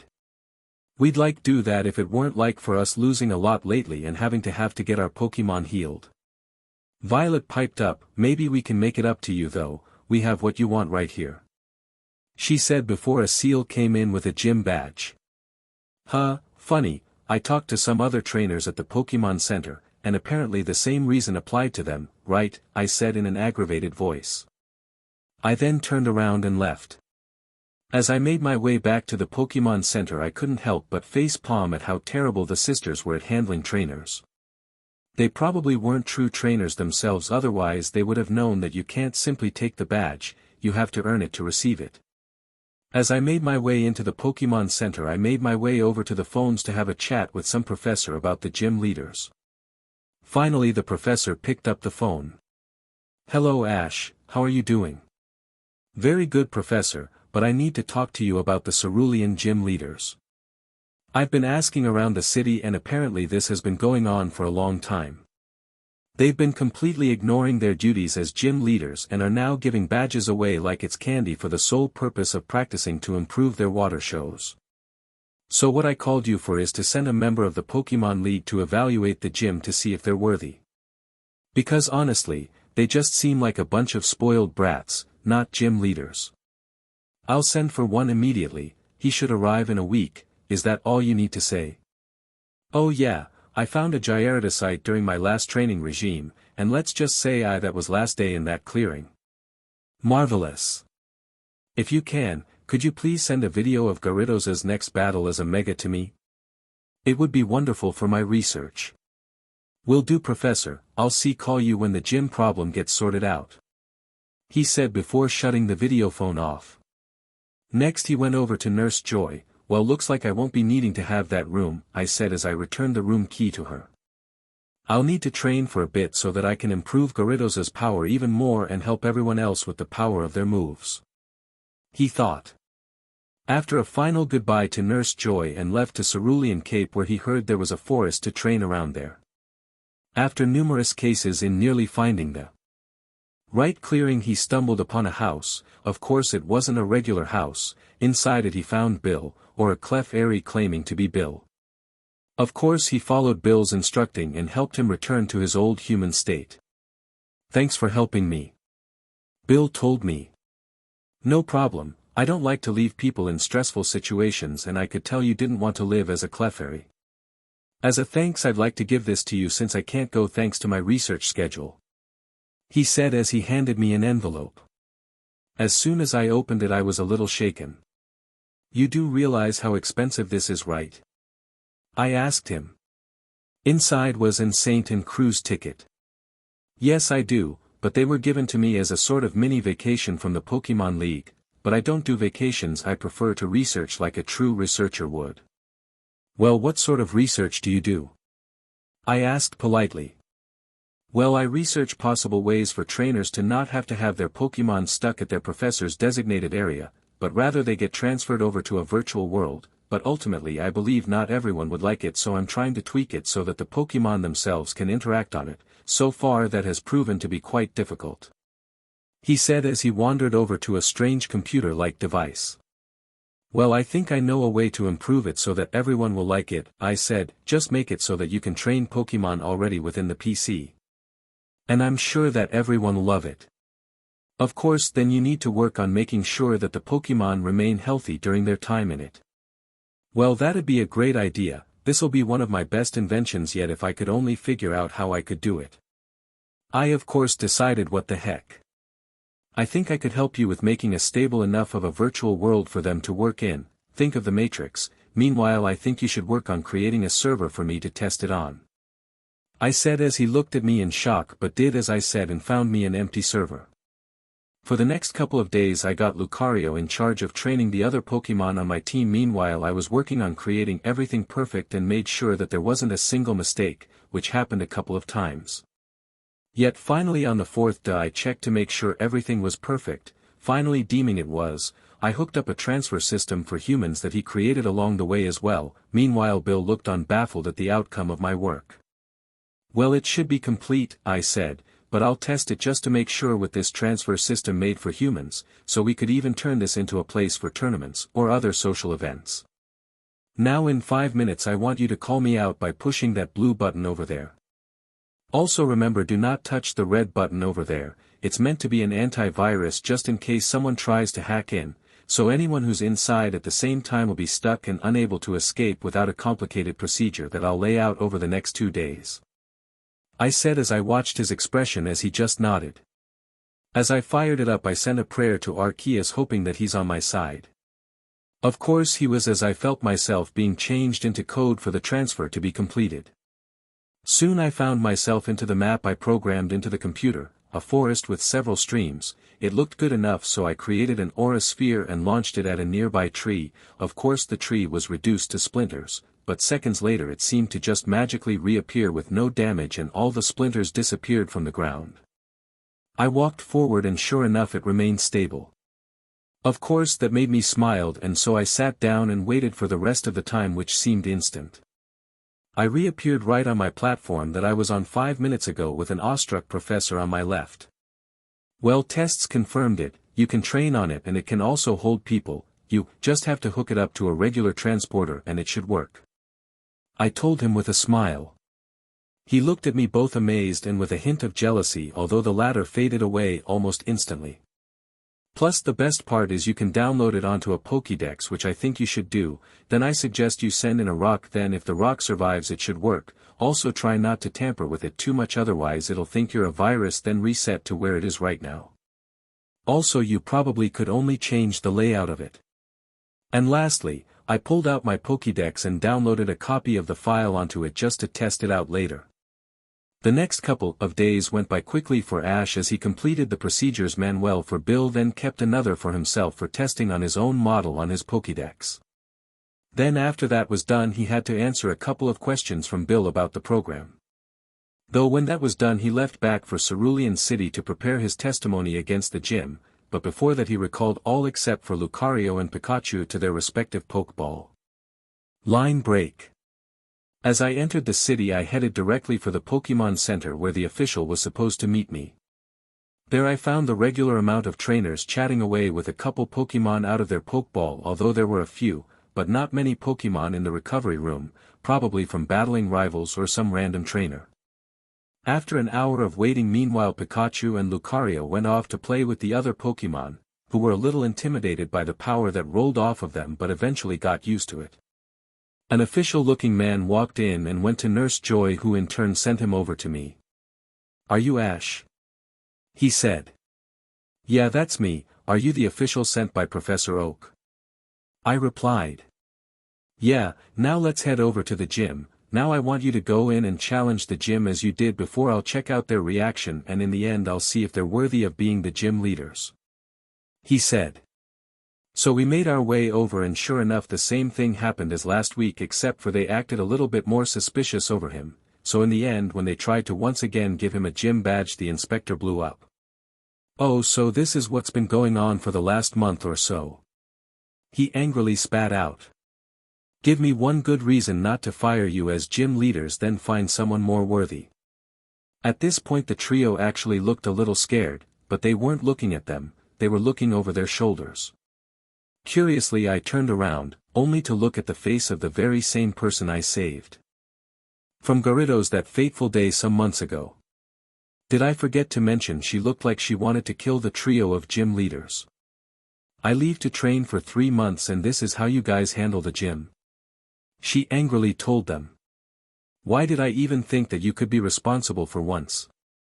Because we wouldn't be able to do our water spectacles had a replacement gym leader came. Violet stated bravely, only to cower back as both Misty and the official glared even more fiercely. Well, thanks to these water spectacles overriding your gym leader roles while I was gone, now you probably won't ever have another show to put on because thanks to your stupid judgment now we'll have to live on the streets unless you made enough money to buy one.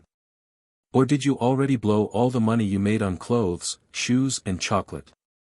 Misty ranted, but they didn't look up for they knew they would not survive their little sister's wrath. Well, I would like a good reason why I shouldn't fire you right now, the official finally decided to speak up. Well, I have one reason why, we don't need fundings to run the gym, at least when I'm here of course. As you can tell my sisters are trash at running the gym, but due to my decision on getting stronger it's clear that I should have either called a replacement or not taken the trip at all. Misty said with a hint of fear. Well, that is an okay reason, it still won't return the large sum of badges given away during your training time. He started, I'm willing to keep you as a gym leader provided this never happens again, but I can probably tell you're gonna want to get back to training right now, right? Misty nodded. Then I'll call in a replacement for your designated break time. The official said. Okay, but before then I do believe I have one last gym battle as a gym leader before my leave of absence, Misty said with a hint of challenge while facing me. I just nodded. As long as it's one-on-one with megas and also be recorded on film for Professor Oak's research. I stated the rules I wanted. I can agree to that as long as you don't show it to anyone other than the professor. Misty replied. Line break.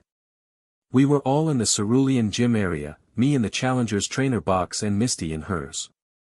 The official was the official referee, meanwhile Missy's sisters were in the stands.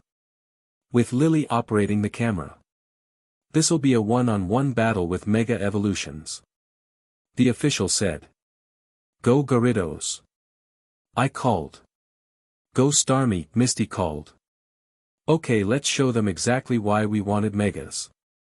I told Gyarados as I pulled out my Mega Ring and pressed it.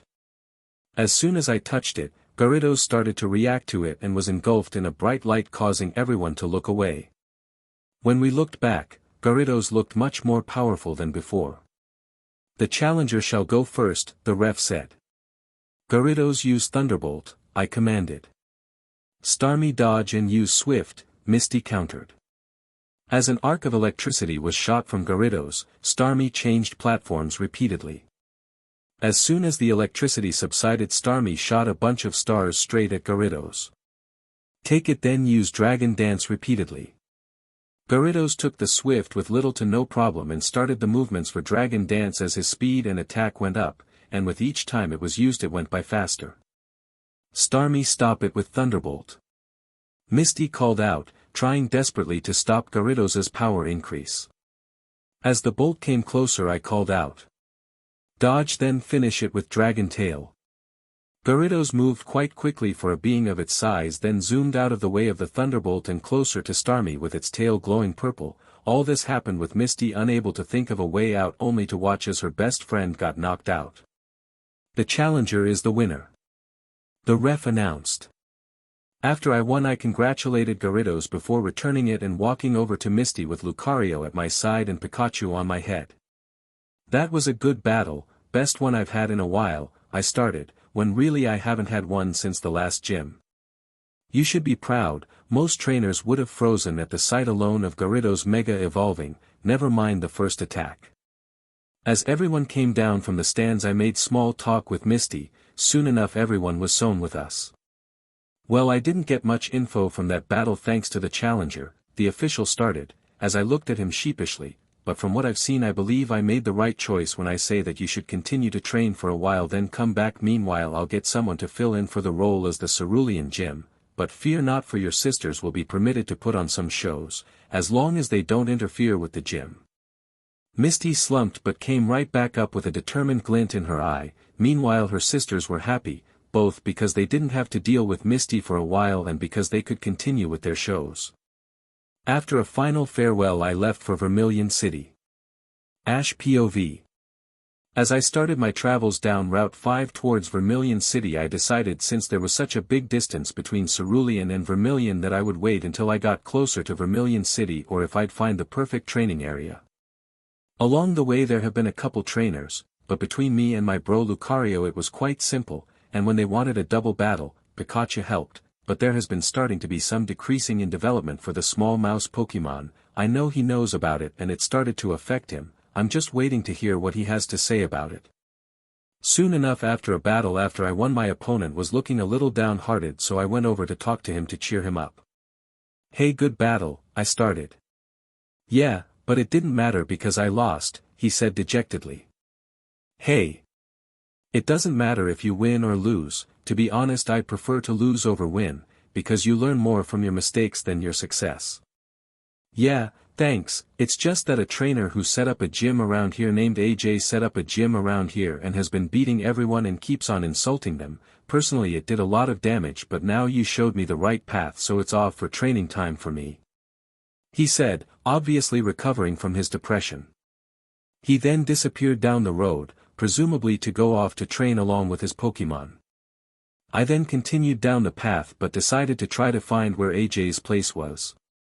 After a bit I found an encampment large enough to be considered like a circus tent. As I inspected it closer I heard from behind me, "Well, looks like I'm gonna get 100 wins today. Fresh meat has arrived." I turned, as Lucario and Pikachu growled, around, and there was a younger boy, within 2 years from my age.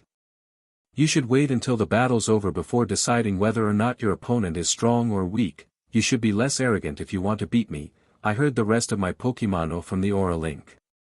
And, I've forgotten to really use the Aura Link between Ash and his Pokemon. It's just that I really only see it for when he's checking up on their training, and the occasional joke and insults. I had to keep a straight face to not laugh at my Pokemon's antics. "Big words for a weak trainer, I bet. I'll show you real power. How about one-on-one, seem fair to you?" AJ said, oblivious to the small change that went over my face after that comment. We went over to a field nearby for the battle. "Sandshrew, let's go," he called as the little Pokemon made its way over. "I'm going with you, Charmeleon," I called as I threw the Pokeball. "Ha, you're not going to win with that Pipsqueak. Rock and ground beat fire," AJ said while laughing. "Well, let's see just how well you fare against him," I taunted. "Sandshrew, use rollout. Block it, then use Dragon Breath." As Sandshrew curled in a ball and barreled over to Charmeleon, Charmeleon got in a defensive stance. "There's no way, what?" AJ cried in alarm as Charmeleon blocked Sandshrew, then breathed out a stream of green fire right in Sandshrew's face. Sandshrew was already looking like crap in Charmeleon's claws. Meanwhile Charmeleon was looking brand new with a Sandshrew in its claws. "Now while you still have him in your claws, finish it with a Dragon Rage." Charmeleon spat out a glob of purple right at Sandshrew, which blew up on contact. When the smoke came up, Sandshrew was out like a light and Charmeleon looked like he could go a couple more rounds. "Well, looks like I win," I stated. He just collapsed on the ground. Meanwhile Charmeleon was engulfed in a bright light. Soon he started growing so that he was just under my height of 5'6", and had a wingspan of about 7 feet. "Well, that was perfect timing," I stated casually as if I had known it would happen, which I did. "I lost," AJ stated with a blank face. "You know, it's good to have confidence, but sometimes having too much will be your downfall. You just showed that you rely mostly on Sandshrews' power rather than using your own intelligence to formulate a unique strategy. All you do is overpower them. That might work on noobs but not for this fellow," I told him. After saying this I left the gym after returning my newly evolved Charizard with Lucario by my side and Pikachu on my shoulder and my newly hatched Zorua in my arms. After a lot of searching around for a while I found a clearing in the forest to have lunch in. After releasing the rest of the group, which was Charizard, Dratini, and Umbreon, I started to cook lunch. After finishing and eating it I returned all except the usual, then went back on my way, though soon enough fog started to roll through where I was passing. Soon I heard the sounds of a treadmill and sensed about 4 or 5 boys all crowded around one on it. "When does Pidgey learn wing attack?" one of them asked. "That's a trick question, only Pidgeot can learn wing attack," the one on the treadmill replied. That's when I decided to step in. Actually, depending on how dedicated you are, you can teach it to a Pidgey, but it's a lot easier for a Pidgeot to learn it, I said as I walked up to them. "What are you doing here?" one of them asked so snobbishly that I honestly wanted to blast his head off with an aura sphere. "I was heading to Cerulean City when I heard you guys through the fog. Now I'm going to ask you once, what are you doing to him?" I said while pointing at the boy who was panting as he ran on the treadmill. "We're helping him study so that he doesn't make the rest of us at Pokemon Tech seem so unintelligent. Now leave before you make us take you out ourselves." The same one, appearing to be the leader. I just smirked as Lucario and Pikachu started to growl, as well as Zorua used her illusion powers to make herself seem more menacing as she made it look as if shadows were dripping into her eyes and a hunger-filled gaze as she gazed directly at their leader. Finally I'd gone out of my relaxed pose that I was using before and turned it into a fighting stance, with my legs spread out and arms in ready position. "Are you really sure you want to try?" I said as they took notice of my Pokemon. I think their leader peed his pants as soon as he saw Zorua. "Look up evil Zorua on Google, it'll be the shiny one by Purple Kecleon." They then ran off leaving me with the kid that was no longer running on the treadmill. "Are you okay?" "Yeah, this isn't the first time it's happened, and probably won't be the last," the kid replied while looking at the ground. "Really? How often does it happen?" "Almost every day, depending on who you are and how smart you are." He then grew a more serious face. "Look, I know this may look bad, but my friends are just looking out for me," he said with a dead serious look. "You call those guys your friends? My God, I'd hate to see your enemies then," I replied. "Why don't you tell a teacher or something?" "So anyways, what is Pokemon Tech?" "Then I'd get in more trouble from my friends. Besides, thanks to them I've learned so much, like how grass beats water, water beats fire, and fire beats grass. Anyways, Pokemon is an institute where you can go to enter the Pokemon League by learning all about Pokemon. After you graduate you have the chance to enter the league, although no one in a long time has graduated, although there is one right now who is awfully close. So basically you're saying if I used any fire type against a water type I'd lose? Ha, tell that to my Pokemon," I said with a smirk. "Not to mention you people are just too lazy to earn gym badges yourself. By the way, what's your name, kid?" "My name's Joe, and yes, it's been proven time and time again here by all the more experienced trainers, and we're not lazy, we're just increasing knowledge instead of wasting our time battling. Why don't I talk with a couple of them, then we can settle both those theories over a battle. By the way, the name's Ash, Ash Brown." "Fine, but you're probably going to regret it, Ash," he said as we began our trek to the giant building a couple 100 feet away from it. Eventually we made it to a stimulator room that showed a bunch of kids battling with animated Pokemon that seemed to be so weak you'd breath on them and they'd faint, but the kids seemed to believe they were the strongest in the world. As soon as I saw them I just shook my head and walked away from the room, not even thinking about asking for a battle. So far I wasn't impressed by this so-called Pokemon Tech. Soon I came to an actual battlefield and decided to say screw it. I released Umbreon, then sent Pikachu to the other end. "Okay, you two know the drill, remember, not at full power guys, we don't want to destroy the school," I informed them as they got into ready position. Then as one they started trading off attacks. Of course they seemed to be quite powerful to an inexperienced trainer, but to one who knew their Pokemon well enough, or to an experienced trainer, you could tell that it wasn't even 25% of their real power. After a couple exchanges and small explosions, a bunch of students started to come in and investigate.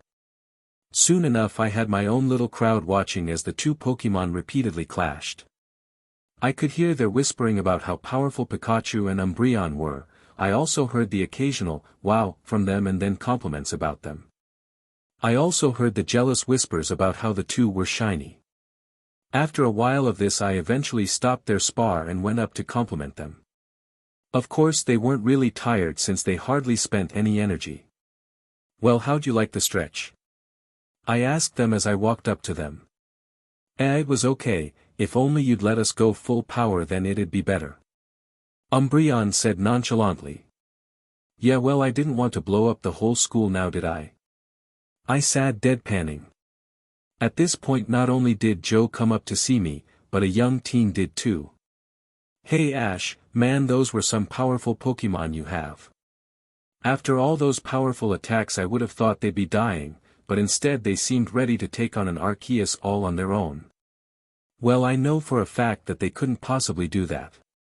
The girl said so snobbishly that it made my skin crawl. My Graveler and Cub One could cream that overgrown rat and kitty cat. Oh yeah, I bet they're so great. Since I've heard enough about this dump you call a school, I'm gonna just ignore you completely, so you can take your arrogant butt off to complain to Daddy if you want, little Miss Priss. Or you can be a good little girl and just walk away. I responded, getting angry at her insulting my Pokémon. Meanwhile at the same time I could feel my Pokémon also start to tense up. After the words left my mouth I could literally see steam erupting from her ears responding to her temper. Oh yeah, let's see who'd win in a battle now, shall we? She challenged me. Sure, you can battle me 2-on-1 while you have the 2, does that seem fair? I stated nonchalantly. Fine, it'll be your funeral though. We then went over to the battlefield. Meanwhile the other students along with Joe lined up to form the crowd, along with a couple curious teachers who were on break. Go Graveler! Giselle called out as the rock type sprung forth from its Pokeball.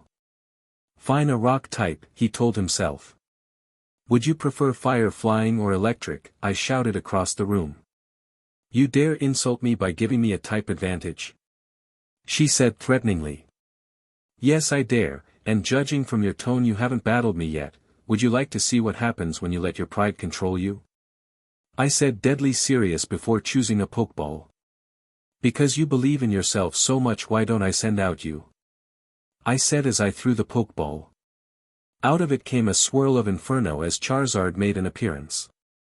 If they'd looked at Pikachu and Umbreon with want and longing, then they must have seen Charizard as a god, and I've been looking around and doing research and found that Charizard is just really overrated, but that's what makes him fine in my books, although I did move on. Of course Charizard just had to show off, so he came out with flames burning, shooting a flame roar straight up against the ceiling. I heard some shouts of fear. Even Giselle didn't seem that comfortable and looked nervous. Let's rock and roll, I said. One of the students, obviously a friend of Giselle, came up beside the battlefield to ref. Battle begin. Ladies first, I said. Let's end this quickly. Graveler, use rollout. She commanded. Block it with fire punch, I ordered Charizard. As Graveler curled into a ball and started rolling towards Charizard, Charizard started running towards Graveler with his right claw blazed with fire. The end results shocked them. Charizard didn't even seem to move, 1 second standing on his side, then after 1 step he was gone. There was only a whoosh sound as they heard him run and not fly. Graveler didn't stand a chance, because at the same time Charizard sped up, Graveler went flying back into the wall, unconscious before he touched it. All who were present except for myself, Lucario, and Pikachu were gaping. Even the teachers who had come on were in a state of shock, because some nobody who just started training for no longer than 4 months had completely wrecked their star pupil in under a second with a 4x weakness. Meanwhile, I just returned Charizard and told them all. I know none of you know who I really am. Even with that in your head, remember this, I don't like bullies. If I find one, I'll wreck them. No matter what caused them to start on that line, I'll remove them from that line, even if they have to be erased from the drawing. And with that I turned around and left, but before I did I glare one last time straight in Giselle and the teacher's eyes. making sure to pour a little bit of aura in it to make it even more menacing. I was soon once again walking on the path to Cerulean City, trying to find a suitable training area to comfortably fit the Pokemon on me. Note to self, remember to ask Oak for an increase in carrying limit. I thought as I traveled along. I honestly missed the rest of my Pokemon, and honestly I just want to get them all together for one big game of tag. And by that I mean the regular game, but instead of tagging them with a touch, you can also hit them with a move, granted as long as it's not a one-hit KO, those are just cheap moves but I can still see their uses. Soon enough the sun started to go down, so I headed off the path into the forest that went alongside the path and found a decent clearing to stay the night. And after saying goodnight to Lucario and Pikachu I went to sleep. The next morning I woke up around dawn and started making breakfast. At the same time I activated my aura senses to scan the surrounding area for any threats, finding no major ones that were merely entertainment, and went back to cooking breakfast. I made my special Pokemon food that I got the main recipe from Mew, but I'd tweaked it around a bit to be quite a bit more nutritious even if it tasted a tiny bit worse, like the difference between a Macintosh apple and a golden delicious one. For myself I made some cereal with Miltank milk and fiber, and I don't think they have chickens for eggs, or any other breakfast meals, and I'm not much of a vegetarian so I don't really know what to do for meals. I'm open to suggestions as long as no Pokemon are hurt in the process. Soon I was back on my way to find a good training area, and after half a day's walk and sensing with aura for a good spot I found a suitable training area, although it wasn't the best, but not the worst. First off I set off to make lunch, since not only was my stomach starting to growl, I could really hear my brothers and partner's stomachs growling too. So I sat down and started to make lunch. Halfway through making it, an Oddish walked into the clearing to take a sip from a nearby pond. After it was done it caught scent of the lunch I was preparing and came over to rest by my other Pokemon, a little intimidated at first, but after seeing no hostile movements from my Pokemon it flopped down and started talking to them, but mostly to the younger ones, who went straight ahead and started chatting away with it. As soon as it was fully prepared I handed out the food to everyone. Though I didn't have the time to make much food for Oddish, I gave it a part of mine since it was more than enough for me. After eating I started to join in on the conversations with everyone else. After a bit the younger ones and Oddish came over and sat down on me, Zorua on my shoulder, Dratini on my arm, and Oddish on my lap. I also brought out my last egg to rest with Lucario, because I wanted it to be him to raise whatever came out of the egg. After a while of this, I felt another presence nearby closing in fast. I mentally warned everyone using the bond we shared. Soon a green blur zoomed in and tackled him. Immediately his Pokemon were on defense and Oddish seemed to react immediately by jumping between everyone and starting to talk to Bulbasaur. After a lengthy conversation between the two that was spoken so fast, even his own Pokemon were having trouble understanding it. Bulbasaur went over to Ash and started apologizing profusely for its actions. It's okay, we all mistakes. I can guarantee you that everyone makes many of those.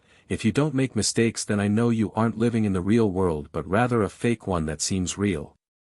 So don't worry about it, I told him. I realized it was a male. It just looked at me in wonder then looked at Oddish, then they both nodded and Bulbasaur and Oddish both started to drag me in a certain direction. After packing up quickly I set off after them with all my Pokemon out just in case.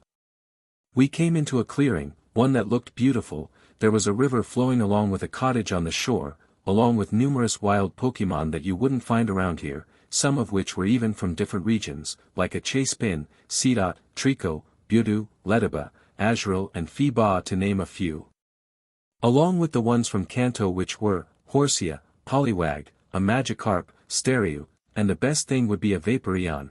It would seem that way because as soon as he looked at his Umbreon he knew he'd probably have to bring it along too or leave behind Umbreon, with the way she was looking at him, if that was any indication.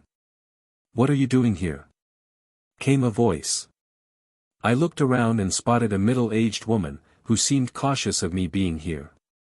As soon as she said that, all of the Pokemon turned towards me and looked a little fearful at first seeing as I was a human. I was brought here after a misunderstanding with a Bulbasaur and Oddish and was then brought here along with my Pokemon. I told her. She sent a quizzical glance at Bulbasaur then looked back at me. "Well, you're the first one he's brought here, normally when other humans come around other than me he tries his best to escape them, then they get ganged up on then leave. She said. Anyways, welcome to my home. Here I live all alone along with these Pokemon. Keep in mind that all of these Pokemon have been mistreated at some point, be it from members of their own species or from abusive trainers. She gave me a glare.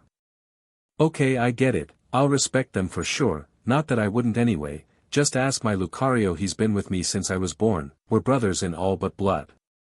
And if he wouldn't, I'm sure my mother, I remembered the human term, would kill me if I so much as bruised them. All I was doing was looking for a suitable training area before heading off to face Lieutenant Surge. And right now, looking at where I am, I'd say that your land would be ideal, but if you don't want me to I can always find another place to train. I informed her. Well, you're welcome here as long as you don't catch any unwilling Pokemon and consult me first. You may have been telling the truth earlier, but I'm just making sure that you don't force any of them into becoming your Pokemon. She responded. I then proceeded to follow her as she led me into the cottage to a spare room. If you want, I make dinner every night around 6, you can help out or do whatever, she told me as we passed by a small wood-burning stove. She showed me to a spare room which I put all my stuff into before removing all the weights I had made myself.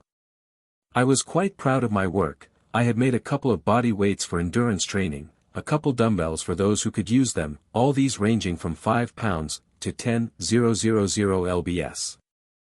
I'm ever grateful to my Mima for giving me the infinite supply bag that added with aura powers made it all seem weightless. I also had some hand wrap for whenever my Pokemon wanted to duke it out with me. I then mentally told the rest of my Pokemon at the ranch what the schedule would be for the monthly training routine. Here's what it was. 6-7 run laps. 7 to 7:30 breakfast. 7:30-11 move strengthening. 11-12 more laps. 12-1 lunch. 1 to 5 move tutoring. 5 to 5:30 supper. 5:30-9 accuracy evasiveness. 9 to 10 more laps. 10 to 10:30 free time. 10:30 lights out. For the first day it was quite interesting, because during that time I kept to it with my Pokemon, but every time I'd take a break I'd see the wild Pokemon watching intently, then when I'd wave for them to join us, they'd run away off to Arceus knows where. That changed the next day, mostly because when we started Bulbasaur joined right on in. Slowly the others joined until finally all of the reserves Pokemon had joined in. Meanwhile Melanie just looked on in awe, not because the Pokemon were training, no, it was because they were listening to the new guy's every suggestion. She even watched as he didn't lose his patience with Magikarp, instead, he encouraged it on even more. But the best thing was still to come. After a week of the regiment, Ash could tell it was paying off for the Pokemon. Also, he was finally catching up with Lucario with his aura powers. Although he had to explain that to Melanie, who promised not to tell anyone. Then it happened, his last egg started hatching. It happened while it was resting in the shade by the cottage, out of the way of stray attacks and training Pokemon. Soon it started to glow, but instead of forming one shape, it formed two. That wasn't all though. One of them had a golden head, the other had a silver head. The two small Pokemon resembled a toddler in a dress. They were a pair of Ralphs. The golden-headed one was male, and the silver one was female. To say everyone but Ash and Lucario were shocked was an understatement. He then proceeded to help them sleep by feeding them and taking care of them. But before they fell asleep he decided to name them, taking a page from the legends he heard from his Mima when he was growing up. The gold-headed one was now Apollo, and the silver-headed one was Artemis. Over the rest of the month he trained harder than ever, trying to outdo his bro. Meanwhile Lucario was doing the same. Soon whenever they'd duel each other they'd blow up a whole clearing. Also from his aura connection he was happy to say that his Blaziken had finally learnt one of the most powerful fire-type moves, arguably the best that's not a legendary signature move, Inferno. The last thing to happen was while he was searching for food one day after they'd run out at the cottage. He'd found another Mega Stone, this one was for a Venusaur. When I got back I showed it to Melanie, who only gave me a knowing look and said, "You'll find a use for that real soon." And then walked away as if nothing happened. Soon I had to get moving, otherwise I wouldn't have been able to keep to my schedule. All of the reserve's Pokemon came to see me off. A lot of them had tears in their eyes since I helped them get a lot stronger than they were originally. Those that weren't were the strong ones who seemed to be in deep thought. Well, this is goodbye. I wish you luck to continue training and hope you meet the perfect trainers for yourselves. I also hope that one day we could meet again on friendly terms. I said, a little tears-eyed at the fact that I had to leave. I then turned to leave, but was stopped by numerous of the forest Pokemon. What is it? We've been thinking, and thanks to you we've become so much more stronger, so we ask you. Bulbasaur started before taking a deep breath. We would like to become stronger with you, so can we come with you on your journey, he said boldly. I was genuinely shocked but had tears rolling down my eyes. Of course you can. I told them. So for the next half hour I spent time to create aura bonds between me and the reserve Pokemon, along with capturing them so I could make sure to follow their daily regiment and make sure they completed it. Eventually there was only a couple Pokemon left. I was happy to make so many new friends. I'll put the list at the end of the chapter. I also sent Umbreon back to the lab to be with Vaporeon to have some fun and get to know him better, wink wink. And kept Bulbasaur with me. Soon I was back on the road on my way to Cerulean City. All day I would distract myself from the walk by talking to all my Pokemon and getting to know them better. When he was almost to the next Pokemon Center, he saw a Ponyta chilling on a giant rock. After closer inspection, it seemed to be waiting for someone to return soon. What are you doing here? I asked her. I'm waiting for my trainer, he said he'd come back. She replied. Well, I don't see or feel anyone around here, and coming from an Aura Guardian that's saying something. I answered, why don't you come with me and we can find your trainer together? I asked calmly. I checked the forecast and it said it was supposed to be really crappy out here starting in just over an hour, and I'm pretty sure you don't want to be pretty much killed if your trainer doesn't come back. As long as you don't do anything funny. She said cautiously, but still hopping down and coming up beside me, with me never leaving her eyesight. Okay, first let's head for the nearest Pokemon Center. That's one of the most common areas you'll find trainers, so maybe you'll find yours there. Great, let's go. She said as she started to trot alongside of me. Along the way we made a bit of small talk. After we were in sight of the Pokemon Center, my prediction came true as it started to rain. We then galloped as fast as we could to the Pokemon Center, with me not using aura just to make sure I wasn't caught in the act by other humans. As we entered I took note that there was a large group of trainers next to a roaring fire. I immediately headed over to Nurse Joy to book a room and get my Pokemon healed. I then looked back to where Ponyta was only to find she was not there. Instead, when I scanned the Pokemon Center, she seemed to be over at the large group of trainers. The next thing I knew, I heard something that made my blood boil. Get out of my sight, Ponyta. One member, clearly one of the more respected ones, said, you're a worthless no-good Pokemon that couldn't even beat a Magikarp. I'm no longer your trainer anymore, go screw off and never come back. He was about to go on, but that was when I came in. Now, I know I was trained to keep my emotions in check, but this was the only one I really didn't have to develop. In fact, my parents even encouraged me to have this feeling. Anger at those who harm Pokemon both mentally and physically on purpose. The kid was suddenly up in the air, my hand on his throat. Suddenly all attention was on me. Even Nurse Joy, who was just calling Officer Jenny after hearing what the kid said, paused mid-sentence to turn the camera around so Officer Jenny could see what was going on.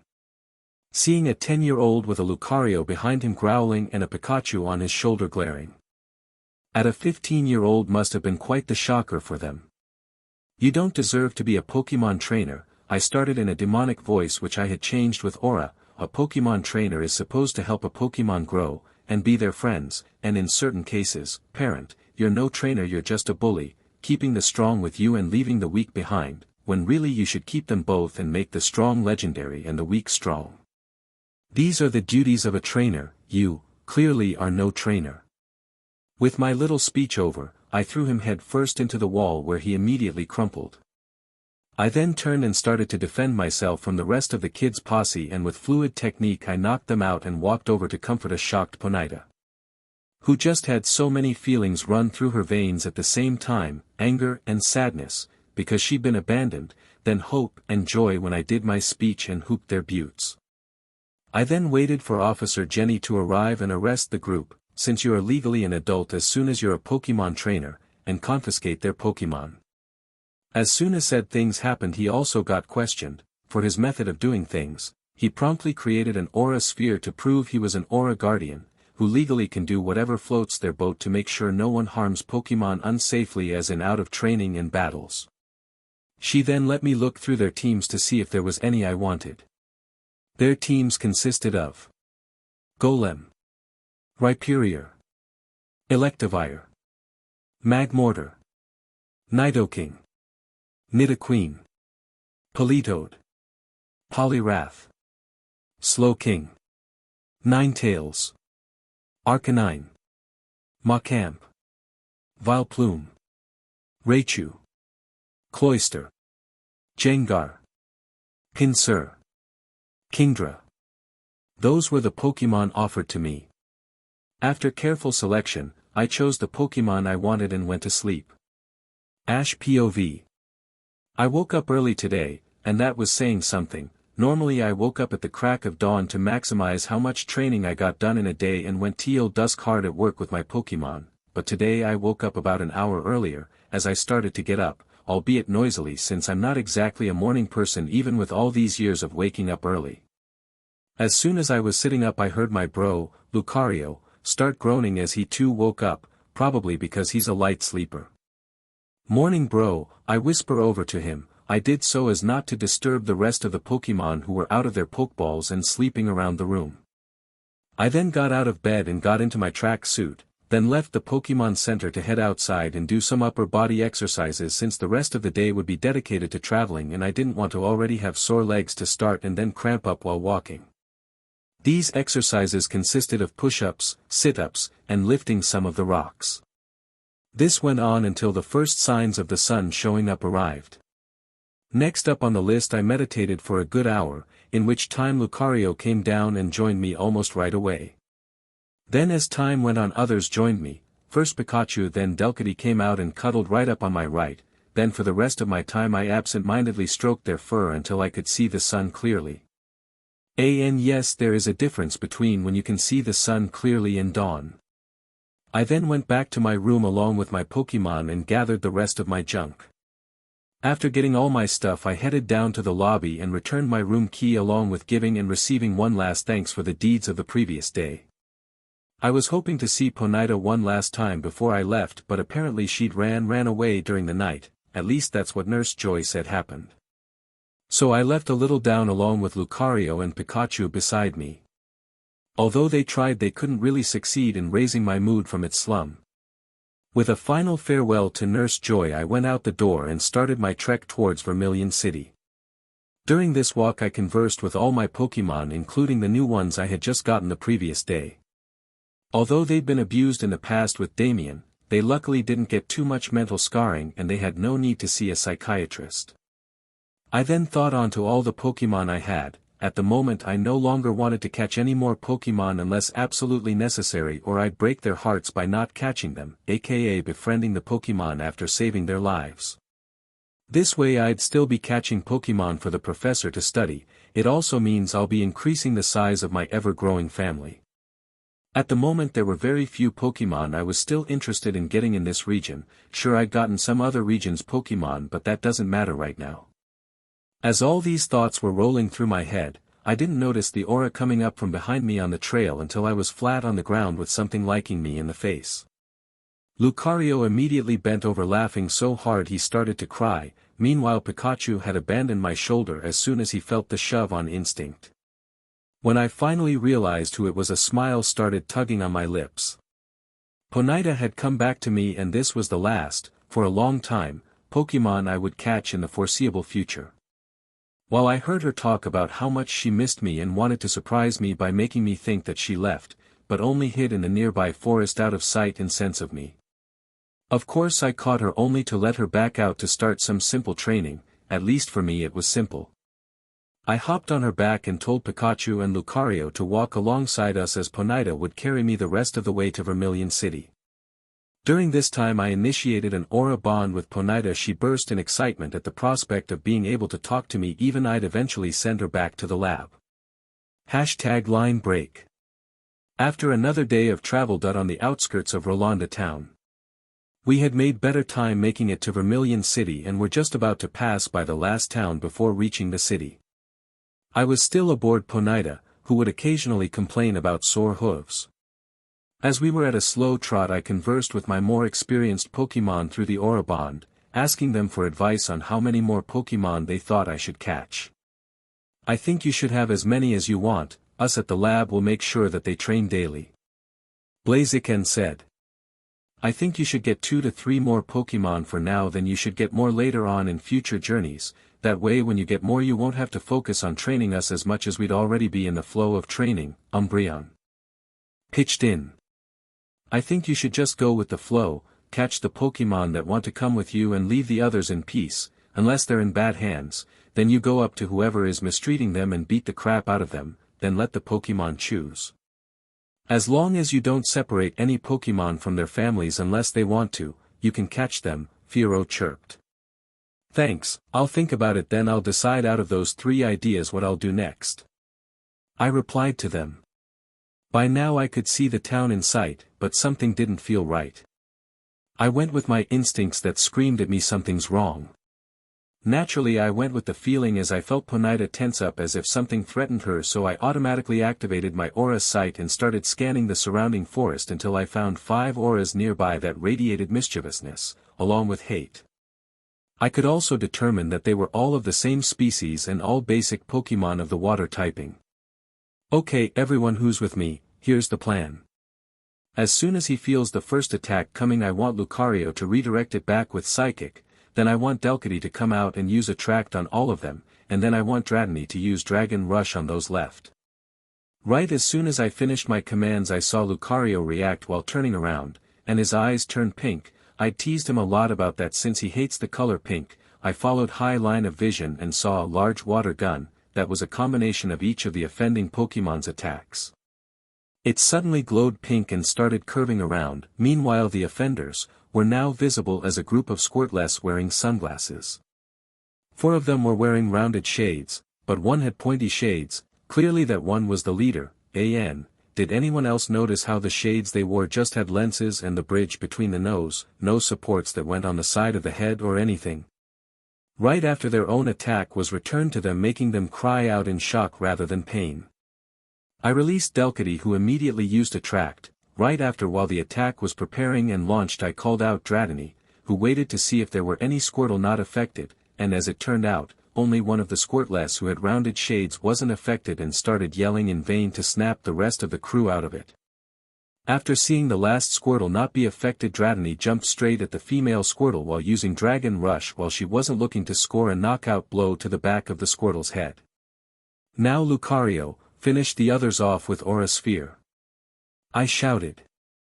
Lucario did as I asked and fired 4 blue spheres the size of soccer ball at the remaining 4 left standing, well until they got hit, then they were knocked out. Right as I was about to connect with them I heard sirens approaching from the south, which was where the town was. I turned around to see Officer Jenny approaching at high speed with her motorcycle. Right as she was 10 meters away she drifted to a stop a couple feet away from me. The next hour was spent wondering what to do with the Squirtless, who were apparently called the Squirtle Squad, along with being questioned with what had happened with the group. Turns out they were desperately in need of a fire squad, so Officer Jenny caught the squad to start their training. After an eternity for me, I made my way into town to buy some supplies, mostly healing supplies since I could find my own food and water. Then I made my way to the laundromat to clean all my clothes. Let's just say they weren't in the best of conditions. While the people there were washing them I went to a nearby restaurant to have some nice food. One of the perks that I had from being raised by Mew was that I was rich, to put it bluntly. Though I rarely used this perk, favoring making my own money from battling random trainers. There were those times where I didn't have much money, and after all the different potions I had to buy, well there wasn't much left since I used a lot with the gain by pain method, so I didn't have much choice but to blow a lot on medical supplies. I may know how to cook a bunch of things using berries, but I still prefer other people's cooking rather than my own.